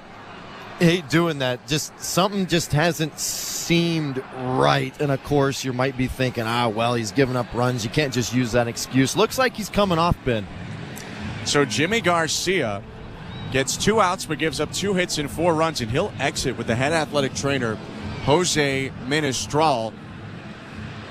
Looks like Nate Pearson, without warm-ups at all yet, is coming out of the left field bullpen. Now, he will get unlimited warm-up time due to the injury substitution. They'll ask him for a high-pressure 1-out save. As Pearson gets loosed, Show Ali will give you some of the out-of-town scores and more. Here is Show Ali. Thank you very much, Ben. Well, as we wait for Pearson to come in from the left field bullpen, quick reminder that we do have Jays Talk today. Jesse Rubinoff is here with me at the Rogers Center. He and I have the post-game show. 590-590 is where you can text us. Name and location, please. The People's Text line always open. We'll throw out the numbers for you to call once this game is in the books. All right, let's check the out-of-town scoreboard. Brought to you by St. Louis Bar and Grill. If you missed this from earlier, actually, an update from the minors. Yariel Rodriguez pitched for the Bisons today. 79 pitches, 45 strikes over 3 innings. He allowed 2 runs on 3 hits. He walked 3. He struck out 7. Fastball averaging around 93 miles an hour, topping out at 96 miles an hour. So perhaps the next time we're reading a stat line for Y-Rod, it will be as a Blue Jay in Cleveland in less than a week. Certainly very possible. Keep an eye on that. Some scores from around Major League Baseball. So a couple of finals early on. The Rays hold on for an 8-6 win over the Braves. The Nationals beat the Marlins 3-1. And the Cubs lose a close one to the Cardinals 2-1. The final score on right now. The Astros beating the Tigers right now 4-1. The Reds trailing the Brewers 5-3. The Mets on top of the Padres 7-5. And this game in the top of the 9th inning at Camden Yards, 2 outs with 2 runners on for the Phillies, but the Orioles currently leading 8-3. A lot of home runs being hit off of Zach Wheeler. 4 home runs being hit off of Wheeler early in that ball game. Some other checks of the out-of-town scoreboard. Again, brought to you by St. Louis Bar and Grill. The U.S. Open wrapping up today. The final round underway in North Carolina. Bryson DeChambeau is the clubhouse leader at 6 under par right now. 2 guys tied for second. Patrick Cantlay and Rory McIlroy, 4 under par. Matthew Pavon is 3 under. Russell Henley and Corey Connors, Tony Finau, Hideki Matsuyama, all tied for 5th with a 1 under par. So Corey Connors shooting up the leaderboard. Today he is, 1 under today overall after entering the day even. The Euros still underway. Yesterday, if you missed the winners, Spain, Italy, and Switzerland all winning. The Netherlands beat Poland 2-1 earlier today. Slovenia, Denmark was a 1-1 draw. And Serbia, England on right now. In the 65th minute, the 3 Lions up 1-0. Don't forget, the Stanley Cup playoffs will continue as well. We're getting at least one more game after the Oilers absolutely crushing the Panthers last night 8-1. If you haven't seen this, the largest margin of victory for an NHL team facing elimination in the Cup final. The previous record, the Leafs winning 9-3 over the Red Wings in 1942. I only mention 1942 because, incidentally, that was the last time a team overcame a 3-0 deficit in the Cup final. to win. So just saying. Either way, Game 5 will be in Florida on Tuesday at 8 p.m. Eastern, 5 Pacific. Watch that one on Sportsnet and the CBC. The NBA Finals continuing as well. The Dallas Mavericks forcing a Game 5 in Boston after a 122-84 win in Game 4. Luka Doncic and Kyrie Irving combining for 50 points in the win. The Celtics now lead the series 3-1. Game 5 will be at TD Garden on Monday night. That is tomorrow night at 8:30 p.m. Eastern, 5:30 Pacific. Some more scores from around Major League Baseball right now. The Twins are on top of the A's, 6-1, top of the 8th inning. Some earlier games wrapping up as well. And some games just getting started right now, including the Rangers at Mariners. The game's in the bottom of the first inning. 0s for the Texas Rangers, Seattle Mariners. The Arizona Diamondbacks are currently up 3-0, bottom of the first inning, over the Chicago White Sox. The Dodgers taking on the Royals, 0s, top of the second inning. The Angels leading 2-0 over the Giants, top of the second inning as well. And the Pirates leading the Rockies 1-0 as the end of the 5th inning approaches. Blue Jays Baseball is brought to you by Crown Rust Protection. Looks like Pearson is just about ready to go. Let's get you back to the action. Here's Ben Schulman and Caleb Joseph. Show, it's been an interesting ninth. 2 runs for Cleveland. Runners on first and third, and Jimmy Garcia removed due to injury with 2 outs. Fans anxiously looking for a series win. They just need 1 out from Nate Pearson, who starts with a 1-0 count on Andres Jimenez. First and third, the pitch. Fastball outside, now 2-0. Yeah, I think it's really important right here in this situation. You got to get 1 out, and you have 2 batters. You do have a base open, so I'd be really careful, even knowing Naylor on deck is a dangerous hitter. 2-0. Swing and a miss. Jimenez expands on a fastball outside to make it 2-1. Now, you don't have to give in to Jimenez right here. Very tough situation for Pearson, coming in cold from the bullpen, right into his extremely high leverage situation. Runner takes off from first on the 2-1. It's hit to center field. On the run, Kiermaier into left center, makes the catch, and the Blue Jays survive. 7-6 the final score. Toronto hangs on and beats the AL Central leaders in a 3-game series in Toronto. Ernie Clement and Vladimir Guerrero Jr. dancing in the middle of the field as Toronto takes this one 7-6 today. Yeah, great series by the Blue Jays. Isn't it amazing how engaged the fans are, how good the team looks when they get good starting pitching, play their normal good defense, and score runs. Wow, it is amazing how different this team can look when they're hitting the ball, putting it in play, creating traffic, creating a lot on the base pass. The theme for me on offense today was, it seemed to me that guys were ready, selling out, and on time for the fastball. I know it might be annoying to hear night in, night out, but I truly believe that if this team 1 through 9, whoever is in the starting lineup, can get on the fastball, establish that they're going to hit that, then they can start to adjust their plan. They did it in this game. It worked. A couple home runs, some extra base hits. They created traffic all day, made it tough on the Guardians. And what can you say about Nate Pearson coming in and closing out that game? Very tough situation. He comes in and gets it done for the Blue Jays. Great series win, great weekend for them to build upon as this homestand continues. We are just waiting 1 second here. I believe Ernie Clement will join us in a moment on the broadcast. Again, the Blue Jays win 7-6, the final score here in Toronto. A great Father's Day game between the Blue Jays and the Guardians. Toronto getting a lot of runs early. They needed all 7 of those runs to lock up this one. I believe we have Ernie Clement on. Ernie, can you hear us down there? I got you. What's good? Hey, Ernie, Ben Schulman and Caleb Joseph, congrats on the win. A tight one and a tough series against a good team in Cleveland. How much does this one mean to you guys? That's huge, man. They got a heck of a ball club over there. But, you know, we played our tails off. That was huge.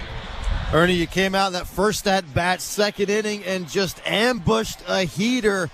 We knew when you first showed up that kind of sitting on that fastball was your game plan. Looked like you might have evolved a little bit in the middle parts of the season, but looks like you're right back on the heater. How much does that help you getting out in front?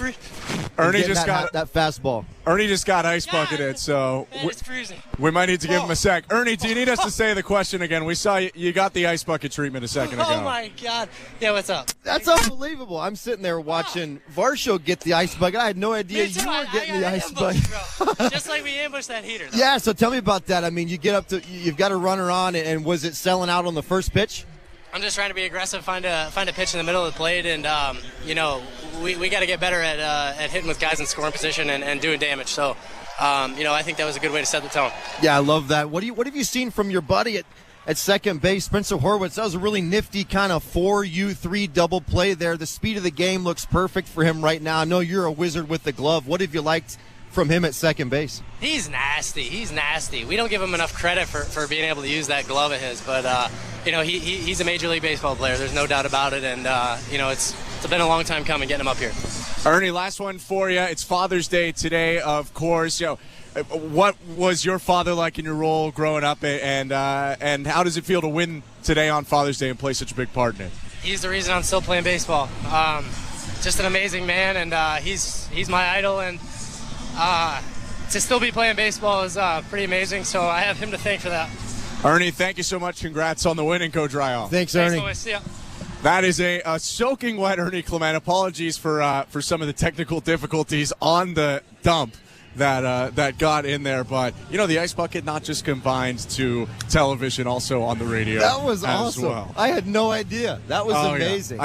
I saw it coming, but it was too late for me to warn. He had no idea. And it's one thing to kind of prepare your body for it, but it's another thing to be back against it and it just hits you. Yeah, it shocked him, but much like he shocked the Cleveland Guardians when he went ambush city on that first one. What a great run that was for him, hitting that homer, giving the Jays the lead, and then being a part of the finishing last 4 or 5 innings to really bring that series home. 2 big homers for the Blue Jays, Clement and Varsho. They went 7-6. We're going to step aside, and when we come back, we'll wrap it up quickly for you and get you over to Blue Jays Talk with Show Ali and Jesse Rubinoff. Don't go anywhere. Blue Jays win 7-6 and win the series. You're listening to Blue Jays Baseball, brought to you by your local family-owned Crown Rust Control Center, streaming at sportsnet.ca and the Sportsnet Radio Network. Our core values: equality, respect, the pursuit of greatness. This has been Major League Baseball play-by-play on SiriusXM and the SiriusXM app. Why do I love calling this game? Calling this game. Why do I love calling this game? It's because I get a chance to bring some joy into people's lives. Anything can happen on a baseball field. We've got a new game! It's perfectly unscripted theater. Everybody on their feet. Because you never know what you're going to see on a given day. It is bedlam at the bank as Bryce Harper has put the Phillies on top. There's just something about baseball on the radio. Something about the way wood hits leather. A swing and a drive to deep left center. The way leather hits dirt. And he made the play. Oh, my. The way a deep fly ball sounds like it's about to change history. High fly ball to center field. It's hit pretty well toward the wall. Until the cleats hit the grass, hit the crushed brick, and then nothing but sky and a silent crowd. That ball's high. Until leather hits leather and 40,000 fans lose their collective minds. In a perfect symphony of chaos. He jumped up on top of the wall, balanced himself, and caught it. The way nothing triumphs a perfectly honest call. I don't believe what I just saw. And the way the right voice can make a moment live forever. Touch 'em all, Joe. You'll never hit a bigger home run in your life. Outsiders may think this is just 2 teams. The ball, a bat, and a microphone. But no. For over 100 years, this has been the soundtrack of the American pastime. He struck it out looking. It's over. It's over. The Rangers have won the World Series. The soundtrack of summer. This is Major League Baseball on the radio. Right now on SiriusXM. All rise. Coming in 5. Get ready to play. 4. Get up. Get up. 3. Can you believe it? Put your seatbelt on. Wow. Talk about the game and all the stories on MLB Network Radio, SiriusXM 89 and the SiriusXM app. 79 and Internet 857, Padres on Internet 862. 2:10 p.m. Minnesota Twins take on the Oakland A's. Twins on Sirius 161, XM 182 and Internet 856. A's on Internet 859. MLB Network Radio is your home for 24/7 baseball talk, featuring on-site coverage of every major event from spring training through the World Series and expert analysis from former general managers and players. Sirius XM, Channel 89. Toronto Blue Jays general manager Ross Atkins stopped by SiriusXM MLB Network Radio on SiriusXM Channel 89 to share that he isn't ready to hit the panic button just yet for the Blue Jays this season, and that he still believes in manager John Schneider. I totally understand why, people have to ask questions and do ask questions, but they're not for a second. John has been incredible. He is at the forefront of our environment and has worked tirelessly over the off season on our players understanding that they are the most crucial part of this environment and how we can support them in a better way and lead them, of course, in the most effective way for them to be great. And the support and that he has created with our staff, their process for preparing, and their consistency that they have with our players has been phenomenal. And I just don't believe in change to change and change to, for the sake of trying something different. We have to be better.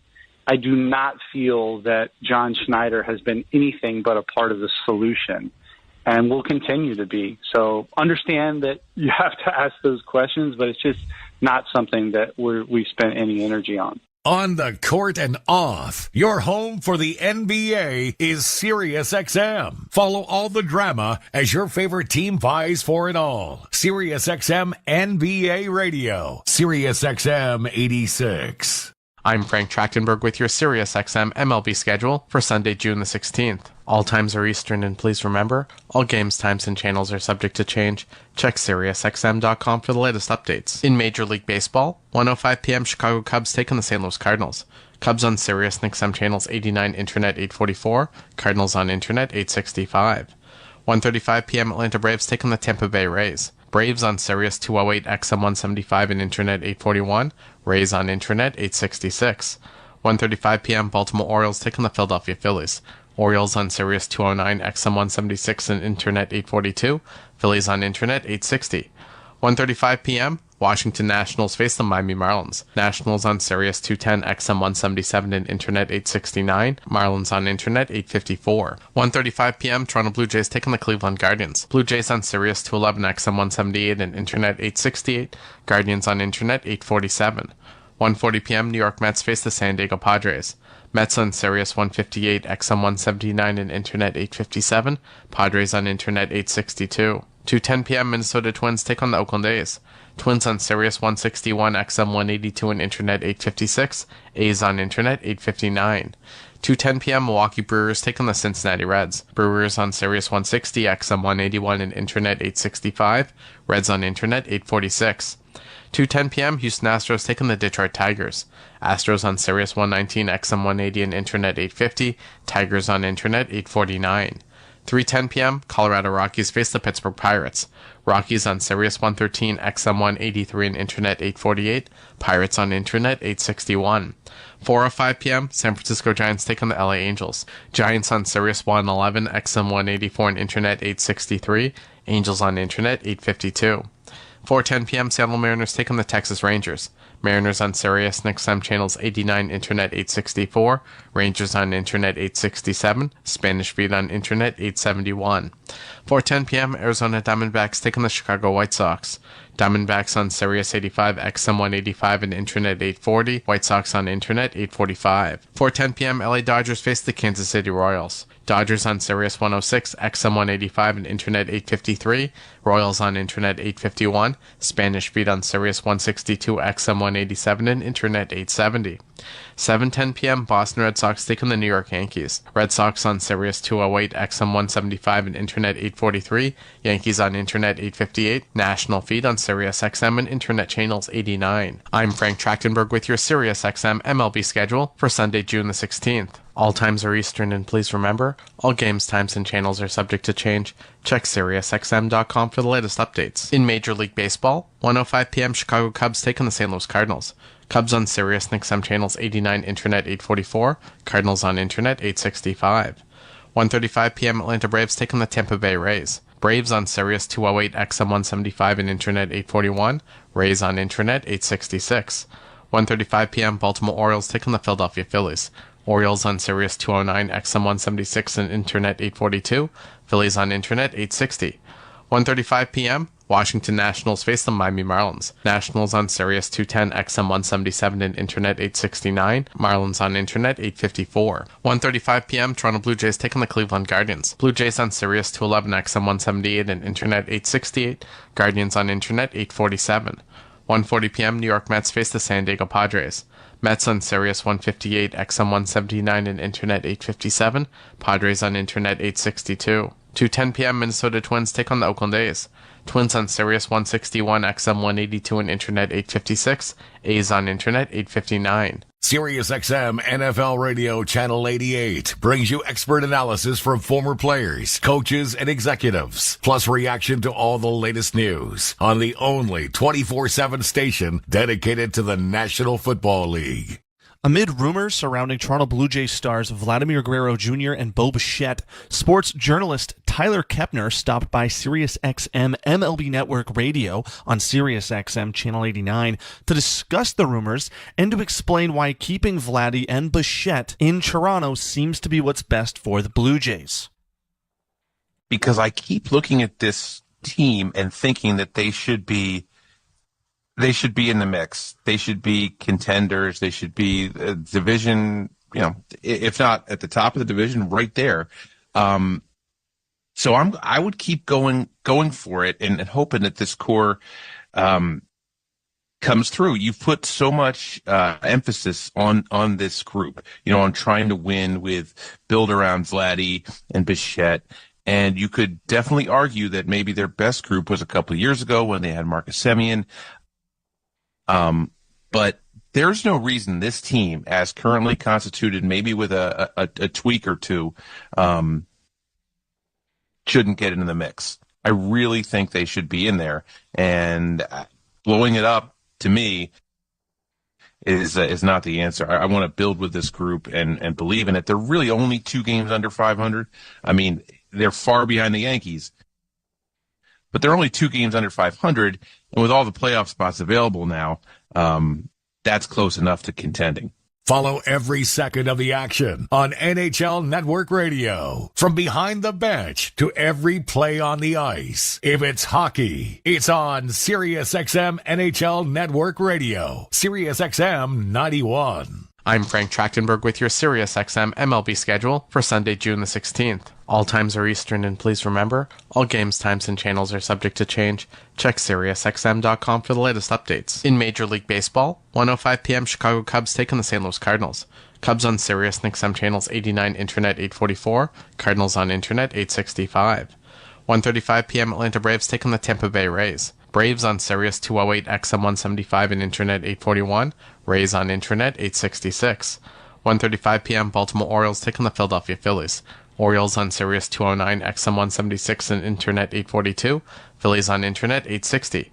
1:35 p.m. Washington Nationals face the Miami Marlins. Nationals on Sirius 210, XM 177, and Internet 869. Marlins on Internet 854. 1:35 p.m. Toronto Blue Jays take on the Cleveland Guardians. Blue Jays on Sirius 211, XM 178, and Internet 868. Guardians on Internet 847. 1:40 p.m. New York Mets face the San Diego Padres. Mets on Sirius 158, XM 179, and Internet 857. Padres on Internet 862. 2:10 p.m. Minnesota Twins take on the Oakland A's. Twins on Sirius 161, XM 182, and Internet 856. A's on Internet 859. 2:10 p.m. Milwaukee Brewers take on the Cincinnati Reds. Brewers on Sirius 160, XM 181, and Internet 865. Reds on Internet 846. 2:10 p.m. Houston Astros take on XM 180 and Internet 850. Tigers on Internet 849.